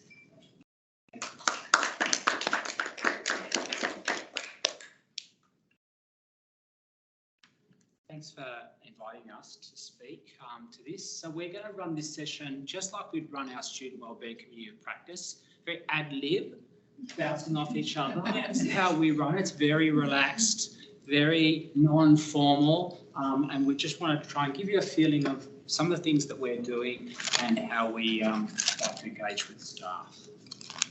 So I'll introduce myself. I'm Dr. Chris Maloney. I'm in the School of Health Sciences, newly formed, and my colleague is, I'll let her introduce herself. Hi, I'm Macer-Wright. My day job is in the School of Clinical Medicine, and I teach at the Port Macquarie Rural Clinical Campus.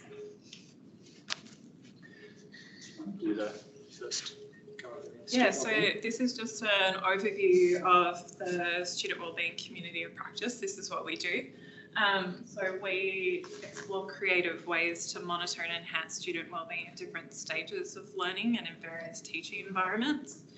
And we do that by creating a community of educators, education support, anyone across the university who has an interest or a stake in student wellbeing. And we currently have 115 registered members of our community of practice, and these are from all 7 faculties. And a large percentage of them are non-EF. People from across DVC, PVC, ESE faculties, some other universities as well, and most importantly, we now have some student members, which is extremely important to us because we're talking about student wellbeing and the biggest stakeholders in it, and we need to be including them. We share practice. That's the main thing that we do. We get people to share how they do student wellbeing, what that looks like. And we have monthly meetings to do this on Teams. And yeah, we collaborate to identify student wellbeing resources across UNSW and try to connect everyone together to make sure that everybody knows where they are, knows who to talk to. And most importantly, we value and listen to the student voice.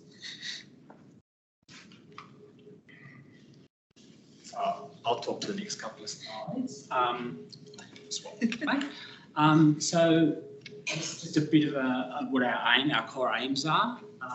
So the student wellbeing EFCOP, as Jess has said, we recognise students as holistic beings. They have many individual differences and circumstances that contribute to their wellbeing. And so we want to provide a very collegial, relaxed environment that UNSW staff can engage to collaborate and share their knowledge. We want to support UNSW staff in promoting safe and inclusive and nurturing environments for the students as well as for the staff when they come to our meetings. We want to be able to facilitate the timely and simple access to resources and support services. So first thing of doing that, when I came to this, was to try and work out what are all those services. I mean, it might seem very trivial, but and while we're up here introducing ourselves, a lot of people don't know who we are as an education-focused community of practice. I say to some people, do you know who we are? And they say, never heard of you. Are you to do with faculty? Are you to do with a school? It's like, no, we're the university level. And they go, what's that? So it's about trying to get that across, and it leads into the next slide, which is we're trying to map. We want to promote education on all those aspects related to the wellbeing domains. And we want to highlight and work collaboratively together to address what barriers there are to providing good student wellbeing. That leads us into one of the major projects that we're doing for the next year. We had a grant given to us from the education-focused community, and we sit under the PVC ESE. I'm a scientist, so I really like to work out how things work and pull apart the toaster and find out what's going on. It helps me understand the universe. I think that also goes to a lot of other people. If they can understand where people are and what context they are in, they might be able to connect better. So we want to create a map of all student wellbeing stakeholders across the whole of the university. And this is like trying to map sand as it's going in and out in the ocean, or around to the next island, because it's always moving all the time, every time. Like the org chart, the PVC ESE, redundant. It was rebuilt in May. It's already redundant. So this is where we sit. Our aim is to generate a holistic understanding of all the people and departments across the university that have interest and passion in student wellbeing. So firstly, we thought we'd target really passionate people about student wellbeing. Now, we wrote to 41 schools, and we asked the heads of schools, can you tell us who the passionate people are, stakeholders in your school? And the first reply, of course, is, isn't everyone involved in student wellbeing and a stakeholder? And that's true. Absolutely every staff member is. But some staff members are really passionate about that. They go above and beyond. They stand for 15 minutes, 20 minutes after lectures. What Leesa talked about. These are the staff members we want to try and connect and support, firstly, because they will help all the other staff members. That's what we want to do. So we want to identify stakeholders, and so we see as stakeholders having an active role in, so that means it's service, like ARC, external services, as well as UNSW-based ones, and also people who are passionate about student wellbeing and very student focused and how they go with their business. Okay, I'll soldier on for time. Well, it's plugged in. okay. So what we want to try and work out is who are all the stakeholders at the three distinctive levels. So the university divisions like DVC and PVC, the faculties, all 6, and all the different schools. We want to find out who all those people are so that we can build a map of communities and networks centred around student wellbeing. Now that might look physical in an org chart, so I'm under one faculty, or I'm under school, or I teach one course, or I sit in a building with people around me who are co-localised and passionate about student wellbeing. We'd like those people to be able to connect.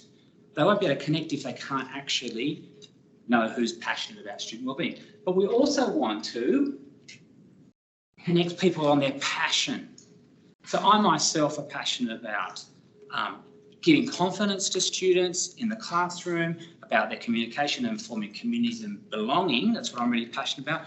But I know other colleagues who come to our student wellbeing community of practice, they're passionate about mindfulness. And so we might have a number of different staff members who have certain particular passions and hobbies that they really want to bring into student wellbeing. We know that Patsy's into yoga. We have a long session.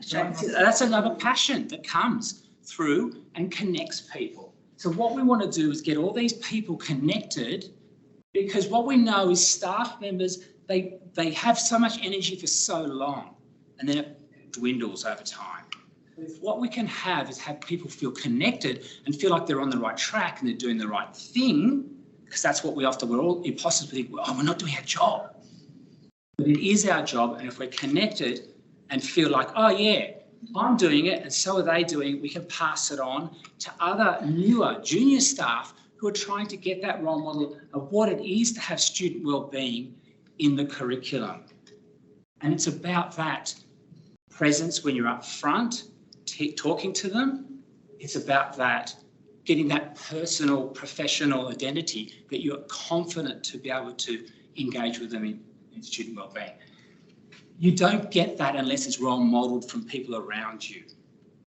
And traditionally, I think a lot of us as staff members see what's come before us and think, oh, you have to be stoic and you have to be content deliverers, but it's changing and evolving. And if we can connect people in this way, we feel that if we can build the ties amongst the staff, that will flow through. Of course, we're still listening to the students, but that will flow through to the students. We want to unite together to make a difference. And she said it's the invisible threads that we don't see, the things that connect us, that makes us. There, thank you. We're happy to answer any questions at the end. And email us if you want to join the call. Please do.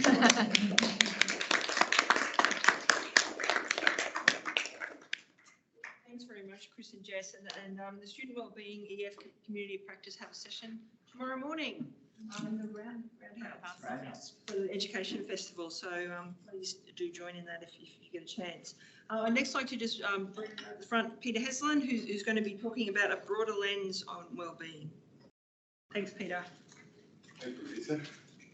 So you're talking about what are you passionate about? I'm passionate about helping people use useful ideas to live better lives. And in particular, as an organisational psychologist, thinking how can organisations basically treat people decently so they're not worn out at the end of the day, but they're in good shape to go on and live the rest of their life. That's both great for their fundamental dignity and also more sustainable for organisations. If people aren't worn out, they're going to be better contributors. So in the last couple of months, I had the great pleasure to develop a new University of New South Wales online course on wellbeing and engagement.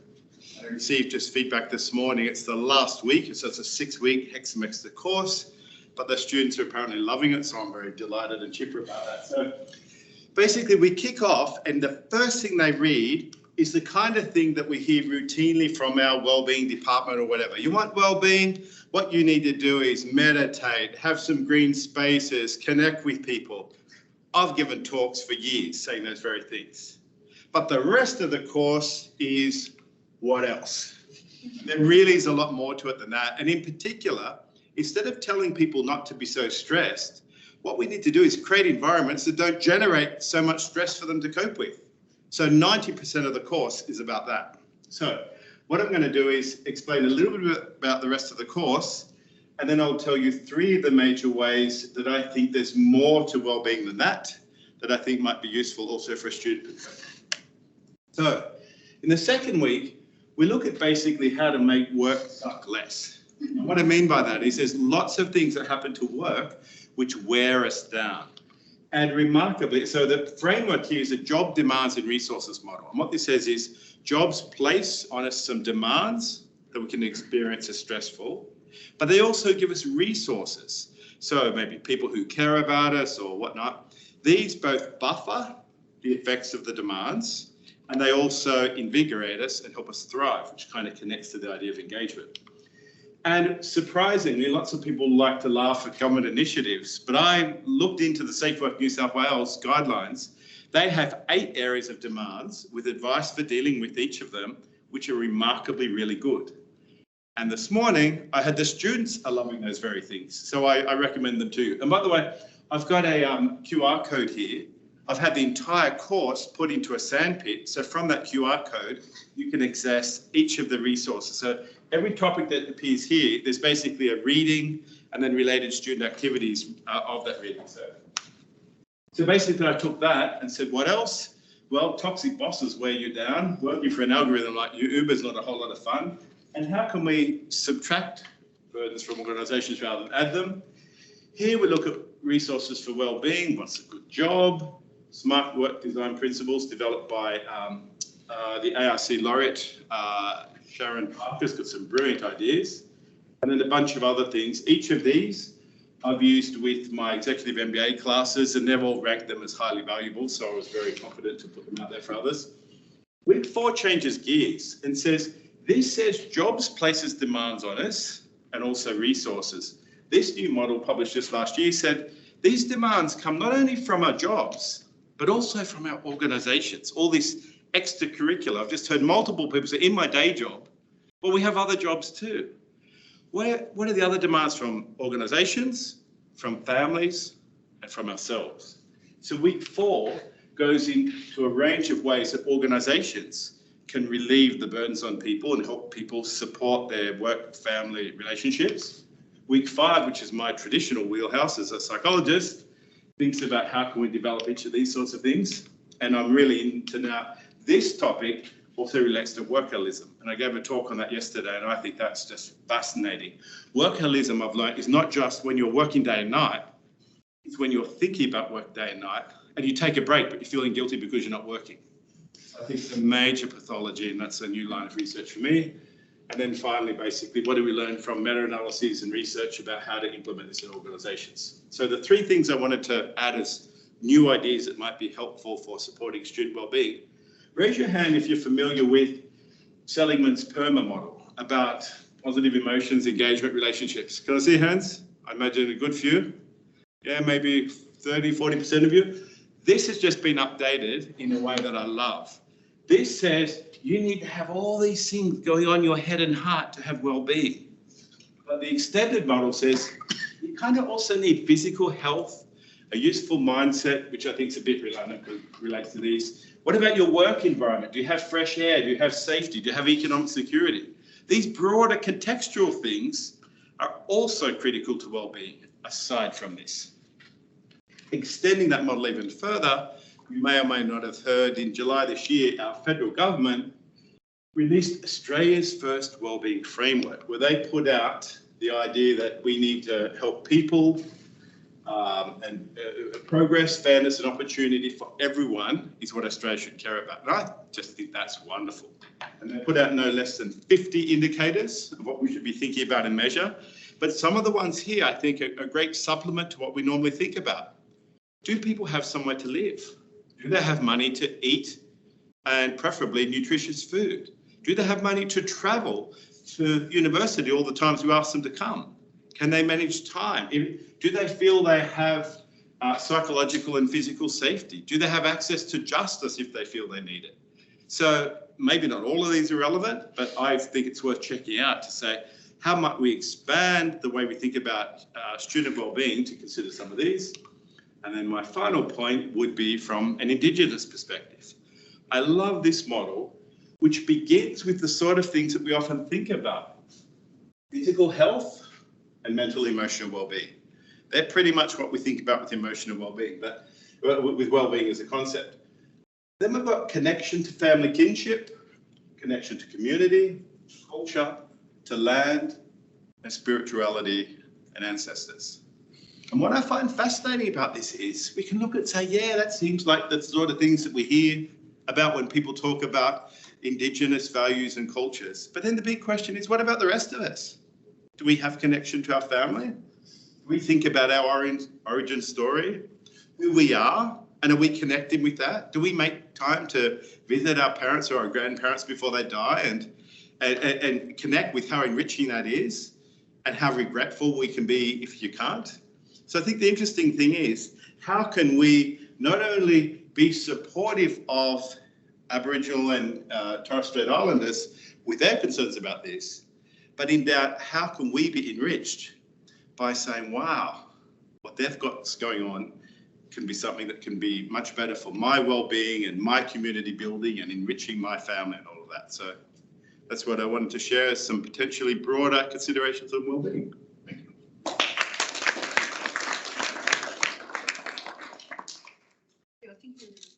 Thanks so much, Peter. Thanks to all of our speakers for the HUI session.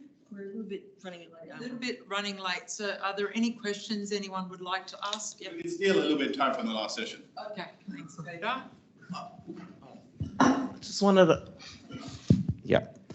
to ask, I didn't get the name of the term. How do you get rid of the feeling of you should be working when you're not working? Well, that is workaholism. Actually, it's a 2x2 model. And so on the bottom axis, it's the initiation of tasks. And in the vertical action, it's the completion of tasks. So the typical workaholic, is this actually functioning? Yeah, it's on. It is? Okay, so the typical workaholic is in the top right-hand corner. They start tasks and they finish tasks no matter what. On the left, whenever you say there's four, I always forget one of them, but I believe it's in the top left, people who initiate tasks but don't necessarily complete them, they call them bulimic workaholics.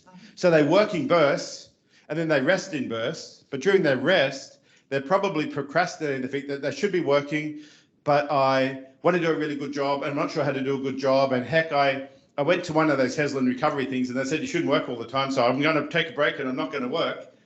And then the pressure builds and then they come back to work with all the more pressure because they've started a task and they've got to finish it, but they didn't work on that. Then we've got people who start lots of tasks, who don't start many things, but just mess around and trying to complete them and drive themselves crazy. And what's also interesting is, and frankly reminded me of my beloved dad, who passed just last year, the one who don't initiate much and don't complete much. You say, well, that sounds pretty good. But in fact, they're the people who are constantly writing checklists, constantly organizing, constantly fussing around, trying to be productive. They're not actually achieving anything.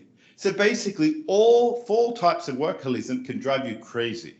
So the book is called Chained to Your Desk, from which I gleaned this model. It was actually published 25 years ago, but the latest version of it, the 6th version, was published just this year, and he updates it every time. So Chained to Your Desk, I think it's a great book. And So I encourage reading. Are there tips for help? Well, I hate talking about things that I don't, so I would say no. Well, okay, if I got anything in 20 seconds, it would be Frankel's idea that life is full of points of choice. There's a gap between our impulse and our action, and we can do what we'd normally do or do something else. And the what else I think we could do is maybe think about Warren Buffett's idea that the difference between successful people and highly successful people is that highly successful people say no to almost everything. It's so easy to just get roped into stuff. I think I should be doing this, I should be on this committee, I should go to that workshop, I should give this talk. I think getting better at saying no would probably be my one tip. Thank you. And my other tip would be read the book, because it's got lots more. Okay. You kind of, to progress and work your way through the academic world, you can't be saying no to everything. Kind of need to say. Everything's moderated. Well, the other thing I'd say is build build solid recovery routines. There's another concept called the corporate athlete. It was flashed up there. And the author of it, 20 years after reading the book, he had a great quip I read the other day. There's no good eating 7 apples on a Saturday night. And I think that's brilliant. We might know we need to eat fruit, but we've got to do the good things regularly. Exercise regularly, sleep regularly, eat well regularly, and that's hard. It's really, really hard. I feel like a phenomenal hypocrite. I've worked till after 1 a.m. 4 of the last 5 nights because there was just this was important. The 2 talks yesterday is important. Exec Ed tomorrow is important. The awards I'm about to give are important. So there's times when it's hard, but remembering there's basic things you want to do, and there's recovery processes. I read an article in the beginning of 2021 in The Conversation. So if you look up Heslin, my name's on the board, and recovery, it's there. And that talks about a bunch of things you can do to manage your stuff. Thanks, Peter. Okay, so I think we've run out of question time, but we have time at the end. So today we learned a lot about all the initiatives that are going on to support student wellbeing, but also how we can skill up as educators and provide that supportive space for students. And a shameless plug to come to my yoga class tomorrow at 8:30 to improve your wellbeing. Okay? And that too. All right. So that's been a lot of fun. The next session is more fun in terms of a bit of a breakout session. But before we get into the breakout pods where we can work together, we've got Alberto, Isabella and May, who are, and Peter as well, they're deputy directors of the Academy. Isabella was previously a deputy director, but they've got some initiatives for us. And they're going to talk about that. And they really come back to the idea of SoTL, so the Scholarship of Learning and Teaching, and how we can, or teaching and learning, and how we can use a review, a portal to access folks to help us review our work. And May will talk about TALIS. So who's going first? I'm going to go first. Over to you. Thank you, Patsy. All right.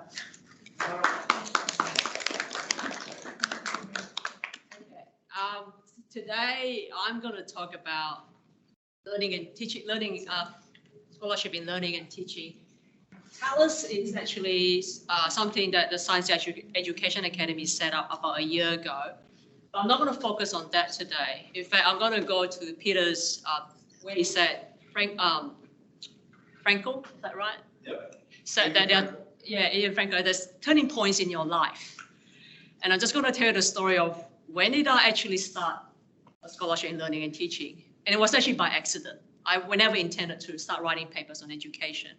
I started out because there was a digital uplift project about in 2016. If you have a pot of money and you take that pot of money and you try to improve your course. And what happens was I took my pot of money and together with 2 other academics from 2 other schools, we built a big giant question bank. And I think it was one of the projects that went really well because the education developer who was in charge of the project then said, you know what, you should publish this. And I'm like, really? And I go, how? And he said, don't worry, I'll write a paper for you, which helps a lot because I've never ever written a paper in education. And he put it into a conference called A Square, E Square, which is an engineering conference. And that was my first time ever to go to an engineering conference. And I was like, wow, I didn't even know such a conference exists. I didn't even know you can write out about your teaching practice.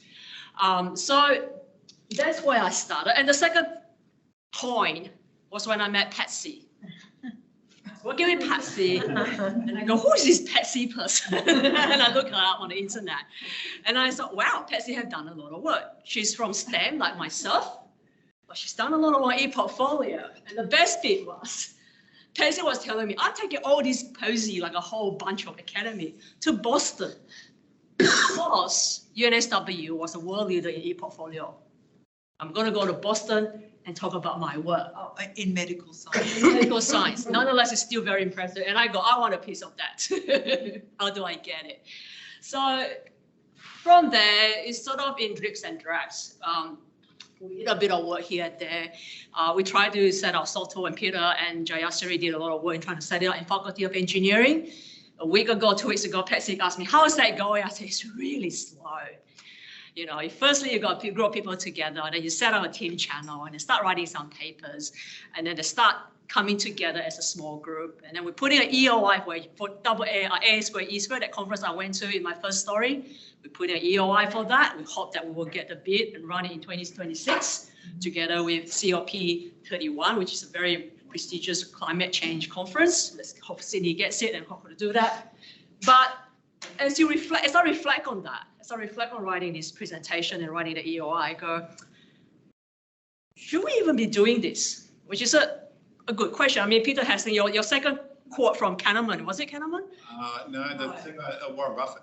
Oh no, the guy, yeah, the person who said no. Yeah, Warren Buffett. Should we say yes or no to SoTL? We are a big GOA research university. We already got a lot of things going on. You saw all that presentation on the complexity and complication that we're going to face. Do we even have time to do SoTL, or should we say no? Now, the yes team would say, well, we've got 6 big faculty together with Canberra, together with UNSW Global. This is a big university.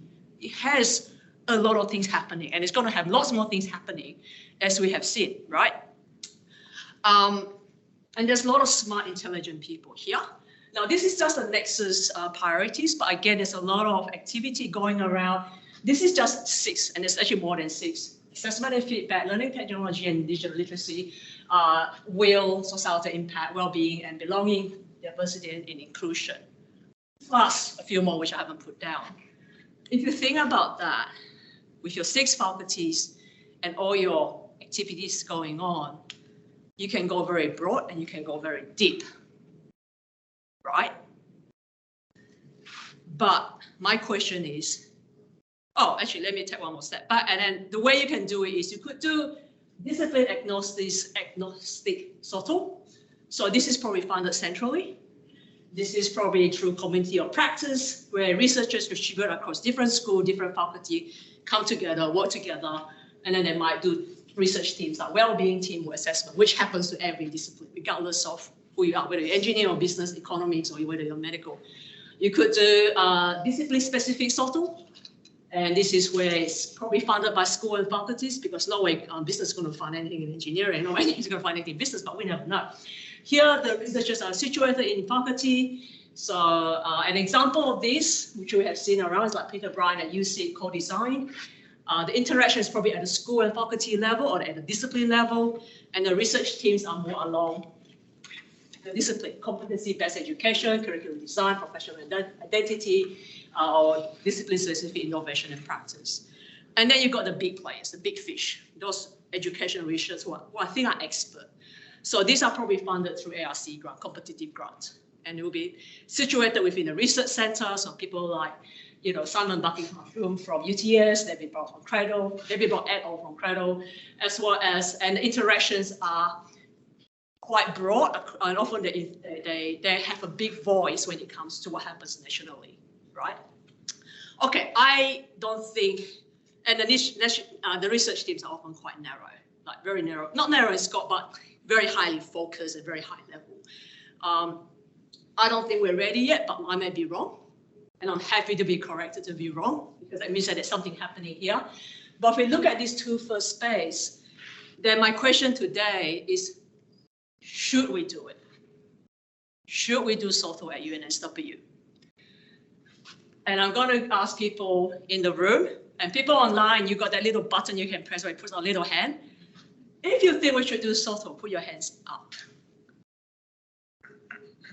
And I can say, oh, okay, there's a little clap. That's good. One clap. People online, are you still awake? That's my student. They were going to sleep. Okay. That's all right. They're probably getting coffee. And then there's always, would you do SoTL? Right? You should, but would you do it? Yes. Yeah. And what does would you do it actually mean? What does would you do it actually mean? That's a subtle question. Sorry? That's a subtle question. Subtle. I thought you were going to put a pun there, Gary. And then Could we do it? Can we do it? Yes. Can we do it? So I don't know if we got time for breakout or anything. And usually if you go, would, should, could, you're really asking questions around, is there a critical mass for it? And what I mean by that is, we do currently have sort of at UNSW. They might be scattered everywhere in different schools and different departments. Do we want a critical mass? And if we want a critical mass, how does that critical mass look like? Is it a UNSW research center for SoTL that comes together every week, every 2 months, every 1 month, where we share our research methodology as well as results and discussions, right? The critical mass, how you build that, like I said, it's slow, it takes a long time. What skills and training we need, and Alberto and Isabella today is going to talk about AcademiUS, which we think is a step in that direction. What support do you actually need? Remember, we didn't start, a lot of us didn't start out as an education researcher. I'm started as an engineer, right? So what kind of support do I have to do? Do I have to make that transition? And finally, I think this is important. What's the impact? And Sally was talking about that, right? What's the impact? What's going to change and what the effect we have? How do we measure that? So how are we going to run this? Do you want to come and talk about AcademiUS and then we do a little activity and depending on how much time we have? All right, let's do that. Sounds good. Let's check the little slides of this. No, that's all yours. Yeah. How much time do you think I have? I have no idea how much time. Well, we've got until 4:35, but that will include a little breakout time. So do you have about 10 minutes? 10 minutes? 10? I've got it. I hope this is a good place for people that are online. I think I'm closest to the microphone, but tell me if you cannot hear me. Oh, no. Oh, microphones are all over. Yeah, it's a green thing.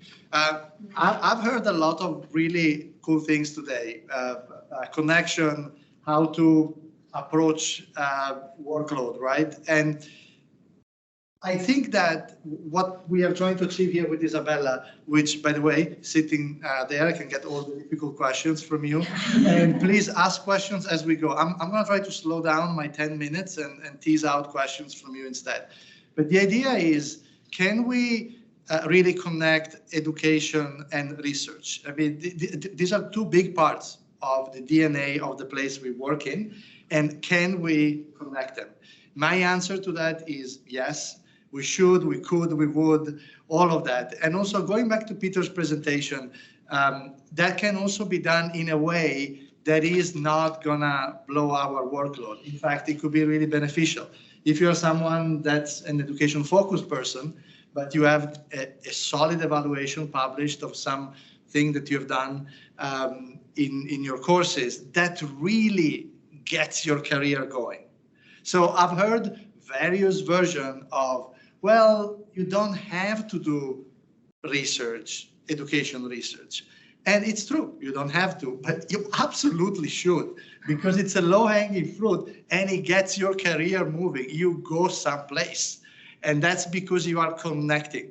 You are connecting the DNA of education and learning and teaching with the DNA of the research. And all of a sudden, you appear in front of your institution through various different lenses. You have it. So I cannot believe we are still saying, well, you don't have to do research related to your teaching. You absolutely should. So, and this is my main message today. And going into like Peter's view of workload, I am a workaholic. Hello, everyone. I'm Alberto. I belong to many of those boxes that. There's a group for you in most cities of the world, Workaholics Anonymous. We have sessions at home. Yeah, they're not pretty. So we have. So I every day my main goal in life is only do things that matter, right?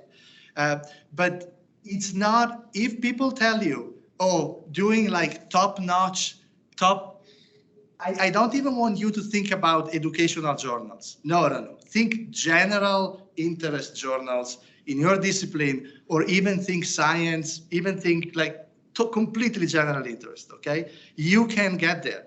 The methodology is not that hard. Randomized controlled trials is what we need to do, and they're not empirically very difficult to do. I am pretty sure that ChatGPT will do that for us if it's not doing it already, because it's literally just a regression and you compare a couple of coefficients. It's not that hard. So why are we not taking an opportunity whenever we do a teaching innovation to at the same time very effectively thinking, how should I design this so that I can basically randomize? That's all you have to ask yourself. How do I randomize this intervention and get through ethics application and do it in a way that doesn't upset students and it just works for everybody? It's not hard. And then when you've got the data, you put it in. So I'm saying this, I came to UNSW mostly as a researcher, and I still have, like at core, I'm a researcher, but I'm a mixed track. And I think that remains in my DNA, and I've never felt that I had to compromise between the two, but we have to do it smartly. So AcademiUS is our way to try to get us out of this notion that you have to do one or the other and you cannot do both. And it's a way for us to train ourselves a little bit. So we are probably familiar with the thrills of, oh, someone has done something amazing in the education space and published it in this amazing journal, but how did they do it, right? And how could they help me do the same thing? So this platform is designed by me and Isabella to be really easy to use, simple. It's a social platform for sharing and developing educational initiative. So you have an initiative, you put it into the platform, and you basically just follow the steps of a normal peer review system. People in your university can review anonymously your project, right? So it's kind of like a peer review system that we can also use to evaluate how good you are, because as an educational designer, because you get feedback from experts from your universities.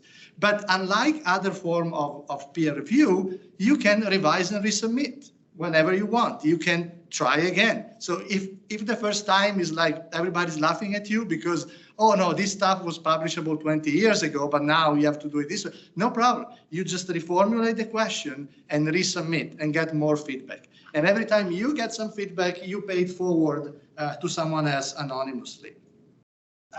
So it's a subtle way to encourage and enhance the experience through various ways to keep people happy with the platform, acknowledging their contribution and celebrating their progress. And the objective here is potentially to create almost like a parallel peer review system that we use internally for education. So imagine now thousands of people that participate in this platform. And I actually added some pictures, but I think I might not have uploaded, sorry about that. But because the platform is actually live and can be used right now, and when you receive this anonymous feedback, you can see how good that person is based on it's almost like a rotten score tomato. So unlike journals where you're like, who is this referee, right? You still don't know who the referee is, but you can see how good this person is. So you put that into context, and then you can try again. And so this system potentially could end up even influencing how academic journals look out for interesting research. If you have enough experts saying this stuff is a really promising project, we have followed it from the start, it could actually go beyond just being a UNSW initiative and also scale up more. So this is the plan, this is the idea, and we're going to try to advertise it, pitch it a little bit more, get people in, see how it goes, and that's what I've got. I hope I didn't. Perfect. It wasn't too bad, right? No, it wasn't too bad at all. Thank you for that. So we'll do a bit of a breakout in a tick, but I must also let you know, we've probably all done some sort of evaluation in our courses within our disciplines and so on. But the EF community, how many COPs have we got now? 14, 18, 13. So when we set up the COPs initially, that to me, it felt like a little, we're starting these little research groups potentially. While we get people together for practice, now we're starting to evaluate practice and what's going on in you know, the COP outcomes and what type of impact some of the practice that we implement is making. So you can see that cross-institutional thing happening that May talked about. You can also keep going with your in-discipline SoTL, but it's definitely, I think, as academics at this university, it's a practice that we should be engaging in. So we reflect on what we are producing, whether it's innovation or outcomes of that innovation, what's happening next, and so on. So I highly recommend it. Thank you for presenting that. We'll just have a few minutes to break out. We've got many people. We've got Alberto, Isa, May. I can join. So we've got 4 tables. If you can join like 4 main tables, and all of us can be any one of us can be stationed on that. And we just, you know, we can talk about how we can maybe input into the platform. Yes, yes. Okay, we're going to mute while we're doing this, everybody. The thing about learning sometimes can happen, and this is my favorite part of this, because you are actually, for every time you give feedback, you can also see feedback that other people give. And a suggestion here would be to just wait a little bit until you see feedback from other. So it's like getting, when the editor shares the referee reports, is so helpful because you can see all the perspectives, right? So it doesn't take, between the marking criteria or the criteria very, very well spelled out, if they are well spelled out, together with seeing a lot of feedback from other people, that helps a lot, that transition. But of course, we can always do better. Yeah. Excellent. So table over here, anything that you'd like to share in terms of what you were discussing? Portal, SoTL. We went down the rabbit hole of ethics and funding. That's a really important, it should be part of like, oh, wait, before you get your hopes up, think about ethics approval, yeah. Yeah, you need ethics approval. Jayashri talked about their engineering SoTL group. They tend to talk about ethics, sometimes share the applications, you know, in terms of getting the structure right. Mm-hmm. So having that conversation of what's included and what is not included, very important. It can save you time. We've been caught up in ethics up to 6 to 8 months. Yeah. It is a headache, right? Because it's different sets of eyes looking at that. But if you have different sets of eyes looking at it beforehand, maybe you can address that issue. That was taking 6 to 8 months on this one. Yeah. So as an outsider, I would say, given all the investment that looks like it's going into, for example, the Nexus Fellowships, is there not a conversation to be had with human ethics here about what are they looking for and can we do it? Not that you're trying to nobble it, but just so that you're not individual people trying to pick it off. And then the other very helpful suggestion I gave was that given the investment in the Nexus Fellows, and this could become a bit of a model for the university as well, it might be worthwhile putting in a resource, which is code for a person, who could help set up evaluation strategies so that you can identify, you know, what the problem is, what the problem is in teaching, which is just fine, like a research problem, like real research. What's the problem? There's another level, which is always tricky when you're doing SoTL because you don't necessarily know what the pedagogical content knowledge of the discipline is, let alone what the broader research says about assessment and feedback or whatever, programmatic assessment, whatever you're going to do. But I wasn't even worrying about that. Try and think about what measures of success would look like. Mm-hmm. And then that frames your ethics application, and then you know what sort of data collection you need to do on the way through. Not that it's all set in stone, but more because it's an iterative action research project and you will change the parameters as you go through, which is just fine. But someone needs to sit down with human ethics then to make sure that you're not, I mean, that's you can't be stymied for 6 to 8 months waiting for ethics. No, we can't. So that's a good conversation that we need to have. And it really needs to be output driven in terms of, you know, we will need to report on things like the fellowships. So, you know, we can't be held back in that, but we need to be progressive and start early. Yeah. So thank you for that. Yeah. Any comments from our table over here? Any Sidhu was led by Alberto, so we're going to repeat what Alberto just said. But please. we have some discussion around the anonymity of the academic arts process because, for example, Lee said, well, we should get a review, but she kind of want to talk to the reviewer about some of the comments so she could actually understand what's going on. And I think Chris was saying, how do you create a safe space, particularly for academic just starting out? Because the last thing they need is a really critical harsh feedback and just put them off. And Alberto actually made a good point. He said this academic arts actually came from teaching. It has been trial on students, the guinea pigs. So it probably is not. I didn't say that. He didn't say that. I just put words in his mouth. Yeah. So while it's I think personally, it's just not the right term. Personally, I think you have to try and see what happens. Yeah. If it doesn't work, let's tweak it. Yeah, let's fix it. No parents don't have anything at the moment to peer review. Yeah, you can't hold, I personally think you can't hold back. If you've got a belief system where you've generated an outcome, you've evaluated it, you've had ethics, it's worth a go, right? Otherwise, you've got fear of failure, not much different to our students. And if we don't share the practice widely in the community in which we work, like medical science education or whatever it may be, it will be held back. So I do agree with, don't be scared. Just, there's a community here. And there's a whole difference between, we know higher education, whatever, versus SoTL. We have to be aware of those sorts of, nuances. But I think investigating what you're doing is it's good practice, right? Gary.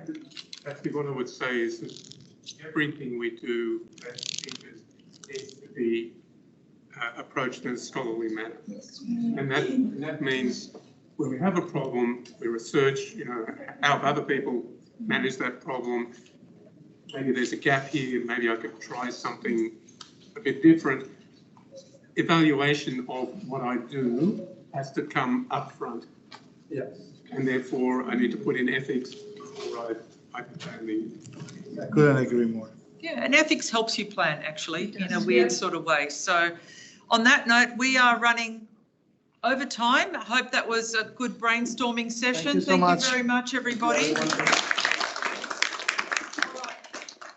next part, the crescendo of the afternoon, the Exemplary Teaching Practice Awards that Peter will tell us about, and we'll award the awardees and, announce them.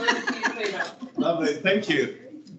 Well, it's a great pleasure on behalf of our Scientia Education Academy to present the UNSW Exemplary Teaching Practice Awards for the third year now. And what are these awards all about? Well, essentially they offer everyone who teaches an opportunity to share some of their ideas so they can be leveraged around campus more readily. And so the idea is expand conversations about what works. Now, there's many things about these awards which are different. And one of them is my presumption that there's frankly nothing new under the sun. So the videos aren't about presenting ideas, wow, I've never heard of anything like that before. But rather, oh, that's an interesting way of looking at it. That's a different twist. When you look at it like that, maybe I will try to borrow some examples from previous ones. I will try recording or making video feedback to students rather than writing to them. Or I might include, pictures of myself larger on the screen when I make videos. Not necessarily big ideas, but they're good ideas that people find useful. And then finally, we need one on controlling these apparently. The aim of the awards is to collect videos for our Teaching News You Can Use repository of readily searchable, brief, helpful videos for tackling what was 6 common teaching challenges. And then last year we made it 7, and this year we've made it 8. Now, if you're interested in where you might find these, there's a QR code that will take you directly to the repository where you can see all the videos from the last 2 years, and the ones from this year are in the process of going in there. So what videos make it in? They are the winners, who are about to be awarded now, the finalists, and also those who get a honorary mention. So we're all interested in acceptance rates or whatever. It hovers around about 50%, somewhere between 40 and 60% of those submitted get an honourable mention. Why? Because the promise of this award is in 10 minutes, you can learn about 5 good teaching ideas. And if the quality of the things that go in there is high, that can be a good use of your time. And I suppose ultimately, my dream is that we can foster community across campus. Like you're lining up for coffee in the morning and someone says, hey, I saw your video, that's cool, I'm going to try that. That's a beautiful way to enrich our campus. And that's really one of the things I have in mind with this competition. So the repository has kicked off with the categories of inspiring students, delivering student diversity, building student communities, challenging and supportive active learning, linking learning to context, and assessment and feedback. And our new categories are in the areas of supporting student wellbeing and also using AI in teaching assessment. And I'm glad to say that we had submissions into each of these categories, but some there was a lot and a few there was a little. And that's why, and I said there's 2 rounds of committees, which I'll get to those in a minute. The criteria by which the awards are judged are firstly usefulness. If the repository is teaching you can use, if you don't feel like you can use it, that's not what we're after. Breadth of applicability. What could people in faculties other than your own do to improve their teaching effectiveness? So many teaching awards are, what do you do that makes you awesome? And where's as much evidence as you can gather, typically students' comments, about why you're awesome. And this is not that. It's not what do you do, it's how can you draw from what you do and reframe it in a way that could be useful for others. And that's really probably the key between the ones that get the honourable mentions into the repository and the rest. And then finally, communication. Is it clear and compelling so someone can leave watching the video and say, yeah, I know what they're suggesting. You may or may not want to do it, but at least you've got the gist of it in that short time. Before the awards, I'd like to give thanks to the many people involved in all of this. So with the 8 categories, we had 8 subcommittees. So they were, we could see here, each had a chair and 2 panel members. For assessment and feedback, we had Jayashri Rishankar and Gary Velan and Shirley Scott. Building communities, chaired by Karen Maris, Liz Anksman and Shahiro Thompson. For challenging and supporting student learning, Silas Taylor, Kevin Liu and Peter Neal. Inspiring students, I'd like to thank Helen Gibbon, Carol Oliver and Melanie White. Delivering student diversity, Debbie Lackstein, Marina Neem and Emma Robinson.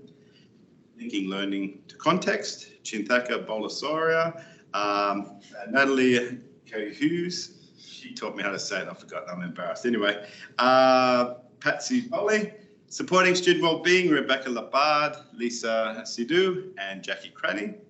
And finally, in the new AI teaching assessment, Terry Cumming chaired and Tanya Busick and May Lim were also on that committee. So what I think is cool about this that I'm very proud of is you look at the chairs, they represent all 7 faculties of UNSW. And on each committee, going sideways, we have members of 3 different faculties on each committee. So this is kind of a bit of a sense that, you know, if there's quite a few finalists and winners from one faculty, it wasn't because, oh, that faculty must have been judged by that award. It was across all of them. They independently voted and then they discussed whether they agreed each video should go through to the second round. Chaired by Merlin and each of these people. And then I pitched in myself, except for the ones where I excluded myself because I know well the people who are in it. And also I'd like to really thank Sam Hegarty for lots of help setting up the system which enabled all this to happen in terms of advertising it, collecting submissions, getting the feedback out, processing the read submissions, etc. Lots of work, you did a great job. And Remy, Elise, Dorota, and all the SEA fellows who helped collect all the submissions that we had. People are so busy. Who's got time for one more thing? Well, it turned out that this many people had time for one more thing. So I'm delighted that the marketing was effective enough to collect submissions from, again, every faculty across campus. And you can see here that most came from business, engineering, medicine, and health and science. So it's probably no surprise that as we look at who were the finalists and the winners, that's where most of those came from too. So I have a special request and a challenge as I do this, and it involves listening. So what we're going to do is practice the challenge before we actually dive into the reality of it. Here's the practice. Please stand up now if you've seen me presenting publicly before, or if this is the first time you've ever seen me present publicly. Which one? It's either one or the other. That's right. The answer is everyone stand up. Thank you. If it's either A or B and they're the entire universe of possibilities, that's it. Listening and getting the awe and processing it is hard. We think we're good at listening, but often we listen as if we're like this. So here's the real exercise. Please try and listen to this one. And I'm going to print it up too, because some people like me take information in better reading than writing. Please hold your applause when the winners are announced. And this is really hard. And I'll probably demonstrate that it's really hard by violating this myself. But here's the logic. I'm going to say, who was the winner? And we'll go straight to their video. And then when they come up, as soon as their video finishes, that will be the time to applaud the winner. As I give them the certificate, we have a photo taken, and then we'll move on to the next one. I often think sometimes these award things where there's like a double applause when it's announced and when there's a certificate, and it kind of just gets a bit old. So I think the moment, once you've seen their video, you're both applauding the fact that they won, plus their video that you've just observed. So that's what we'll try and do. And I think the challenge will probably be hardest for me, so you can laugh at me if I fail, but that's the plan I suggest. Let's get into it. In the first category I have here, on linking learning to context, we have a winner with a terrific video on how to improve relevance and engagement of lectures by stepping outside, by Terry Ord from Science. Let's hear from Terry Ord from the School of Biological, Earth and Environmental Sciences. There are definite advantages to offering your students pre-recorded lectures in terms of improved flexibility and accessibility. It's lecture content on demand. Students can watch it whenever they want and from wherever they happen to be. But there are challenges associated with pre-recorded lectures in terms of engagement. Now, if a lecturer is recording themselves for 40 or 50 minutes in their office, it's exhausting for them and it's exhausting for the students. So it's very hard for students to maintain concentration for those pre-recorded lectures. A really easy way is to take advantage of the format of pre-recorded lectures and remove yourself from the office. Perhaps record yourself out of the front of your school building.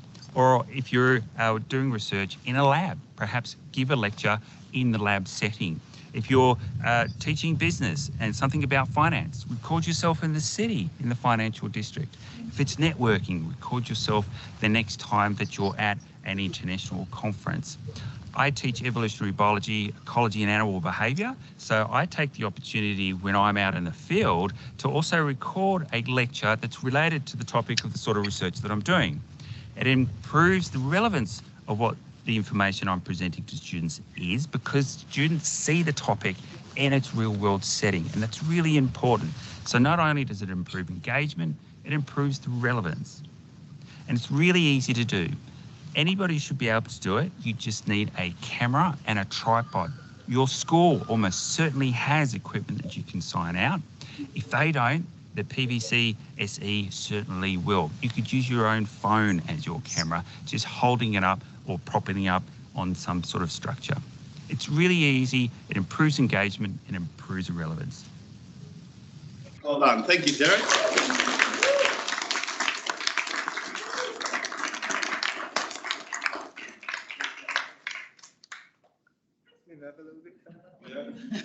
Pretend we like each other.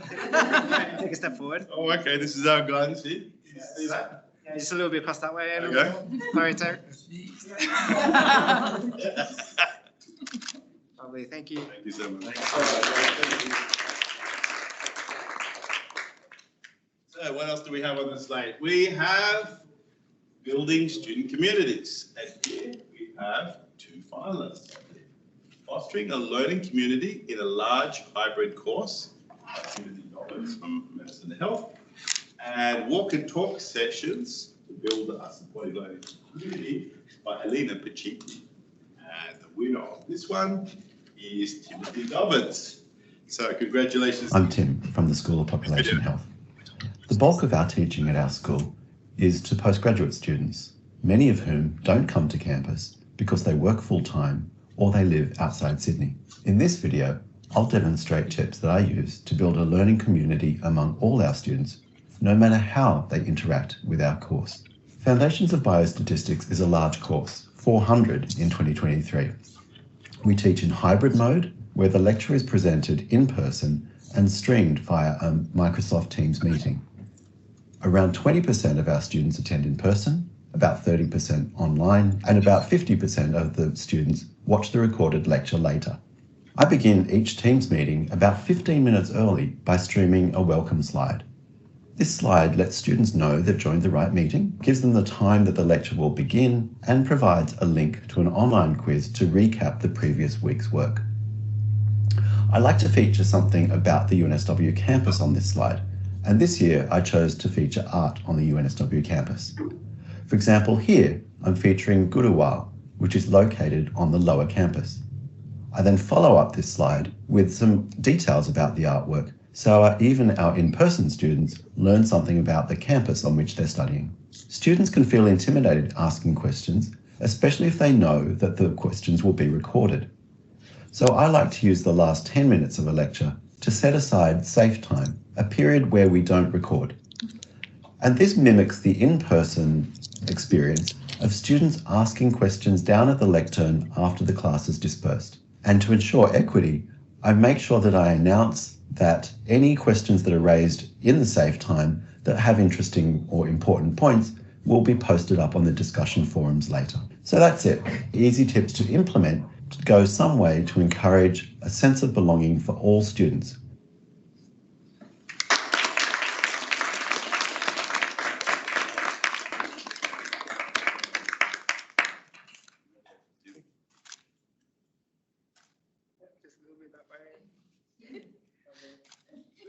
The other guys, sorry.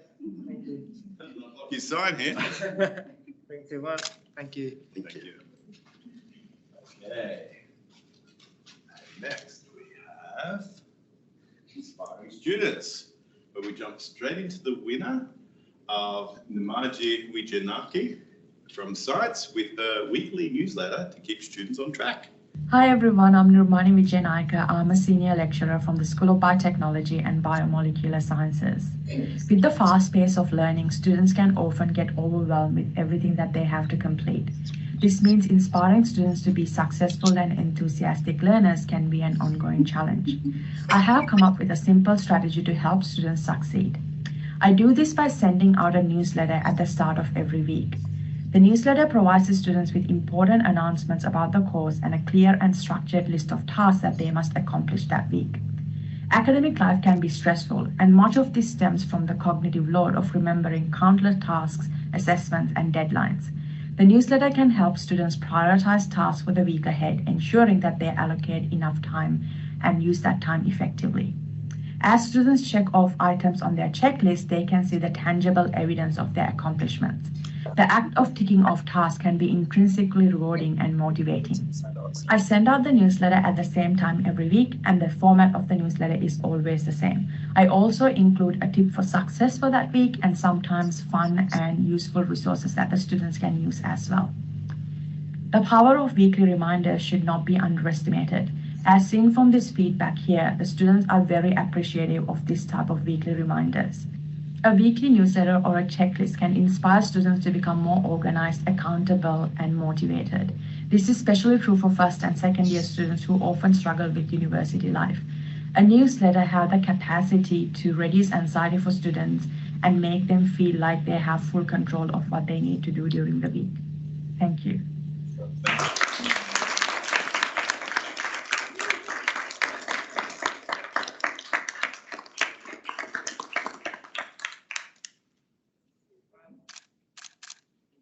Thank you so much. Congratulations, great stuff. Simple ideas, but just really thought-provoking in the nuance of how to use them to really inspire students. Next, we have supporting student well-being. We have a winner regarding my mission to reduce the stigma about being confused. And the winner of this, for the second time to be mentioned, is Helen Pachiti. And here's a Hi, I'm Helena Pachiti.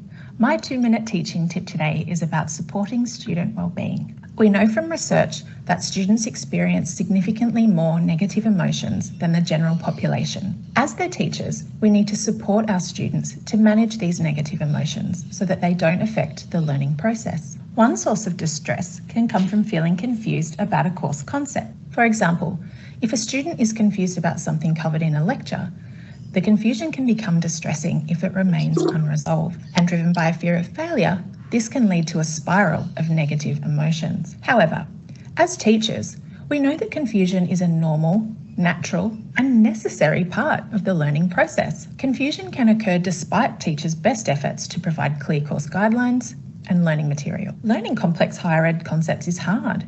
It's challenging. It's also kind of the point. But there is a lot of stigma around being confused. One way I help reduce the stigma around feeling confused is via Moodle announcements, where I post papers written by educators who see confusion as a normal part of the learning process. When I link these articles in my Moodle announcement, students may not read them, but in doing so, I remind students that I'm here for them and for them to reach out to me if they're struggling. By removing the stigma associated with being confused, rather than seeing it as something negative or shameful, I'm encouraging students to see it as a cue to switch study strategies. Doing this supports their learning by helping them manage these negative emotions and using these moments to their benefit. By normalising confusion in this way, I'm also underscoring the importance of addressing it when it arises and not letting it linger too long. So why don't you join me in my mission to take the shame out of being confused?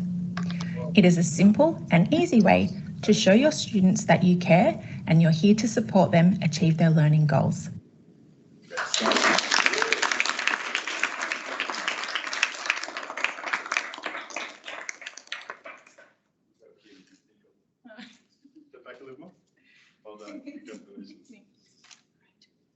It's going to be fun. I've been told. 3, 2, 1. Couple more. 1, 2, 3. Lovely. Thank you. Well done. By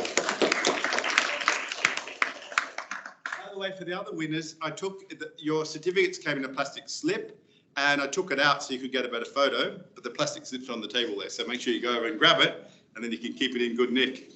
If you're as good as me, that might mean it survives the trip home, but hopefully it'll up the odds. Okay, the next one, we have some finalists in the area of challenging and supporting students' active learning. The first one is a video on short, hyper-focused videos to ignite group discussion and peer learning in tutorials. Another on lean education framework, fast, fail, and pivot. And a third on placing the stepping stones closer to students to support active learning. Now, I'll just reiterate that I did not play a role in the voting in this. If you look where those schools are from. And the winner we have here is Professor Chris Jackson from Business on Lean Education, Fail Fast and Pivot. Take it away, Chris. We often marvel at teaching success stories, yet we almost never hear about the techniques that fail, and that presumably happens quite a lot. So what is good practice when things go wrong in class? Here, I introduce the relatively novel idea of lean teaching, which involves failing fast and pivoting. Recently, I experimented with rewarding participation in class with fake coins. The experiment worked and participation was excellent. Moreover, participation was easy to objectively assess because students handed in their coins at the end of the class with their names on. I was happy. Yet soon I learned from anonymous student feedback that the students secretly hated it. What to do? Surely I'd lose face if I changed the plan. I was embarrassed. I was stressed out. But here's the thing. In lean design, failing fast means that we should be willing to experiment and take risks, accept failure and learn. Pivoting is changing course when a particular approach is not working. The answer stared me in the face. I needed to embrace flexibility. Instead of carrying on or quietly changing, I made a big and dramatic announcement. I told the students directly that the experiment had failed. I discussed my emotional journey and so I recast my fail as an opportunity. We all shared stories of our failures and embarrassments and how we became stronger through embracing change. By sharing my humiliation, I created a better bond with my class, and as a result, my leadership grew and my anxiety vanished. Failure is a natural part of teaching. When we role model taking risks and respond in fast and effective ways after failure, we create an environment where creativity and innovation can thrive.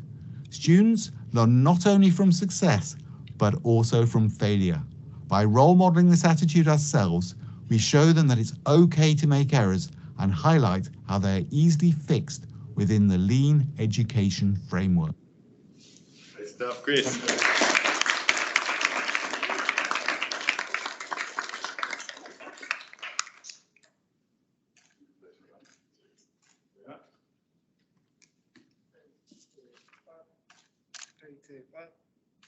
Lovely, thank you.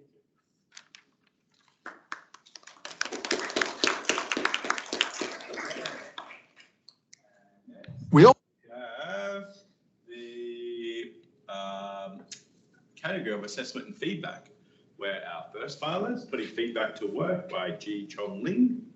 Our second is repeated class tests to enhance student assessment and feedback by Tristan Riki.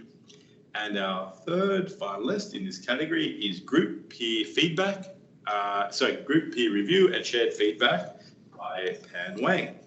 And our winner here is Ji Chong Ling with putting feedback to work. Hi everyone, I'm Ji from the Faculty of Science. Let's talk about how we can put feedback to work. Are you frustrated with students asking for more feedback or better feedback? Let's put feedback to work by creating chances for students to reflect and respond to the wonderful feedback you have already provided using the pedagogical model of assessment for learning by Dylan William. We can do this by breaking up our assessment into multiple stages, allowing students to learn through a scaffolded design, where one will be able to reflect on the feedback received and continue to build and excel in the assessment activities. Here's my example of how I integrated this model in my large second-year microbiology course. The top left indicates the previous assessment model with a single formative checkpoint in week 8, whereby the latest assessment model using AFL approach boosted several compulsory or graded checkpoints. The introductory sessions in week 1 is now complemented with a concept tutorial to enhance students' understanding of the project and expectations. Now, to keep workload manageable for both students and the academics, the checkpoints in weeks 3 and 7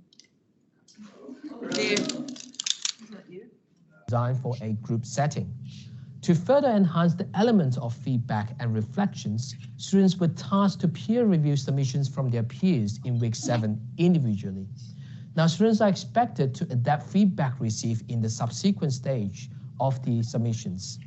The new design allows students to utilize the assessment as learning opportunity, receiving valuable feedback that now truly contribute to the learning journey, as well as better quality end product. The design and continuous feedback was well received by students who found the assessment less overwhelming and contributed to their continual skill development. For those of you who are interested to explore further, please do reach out to me via email. Thank you.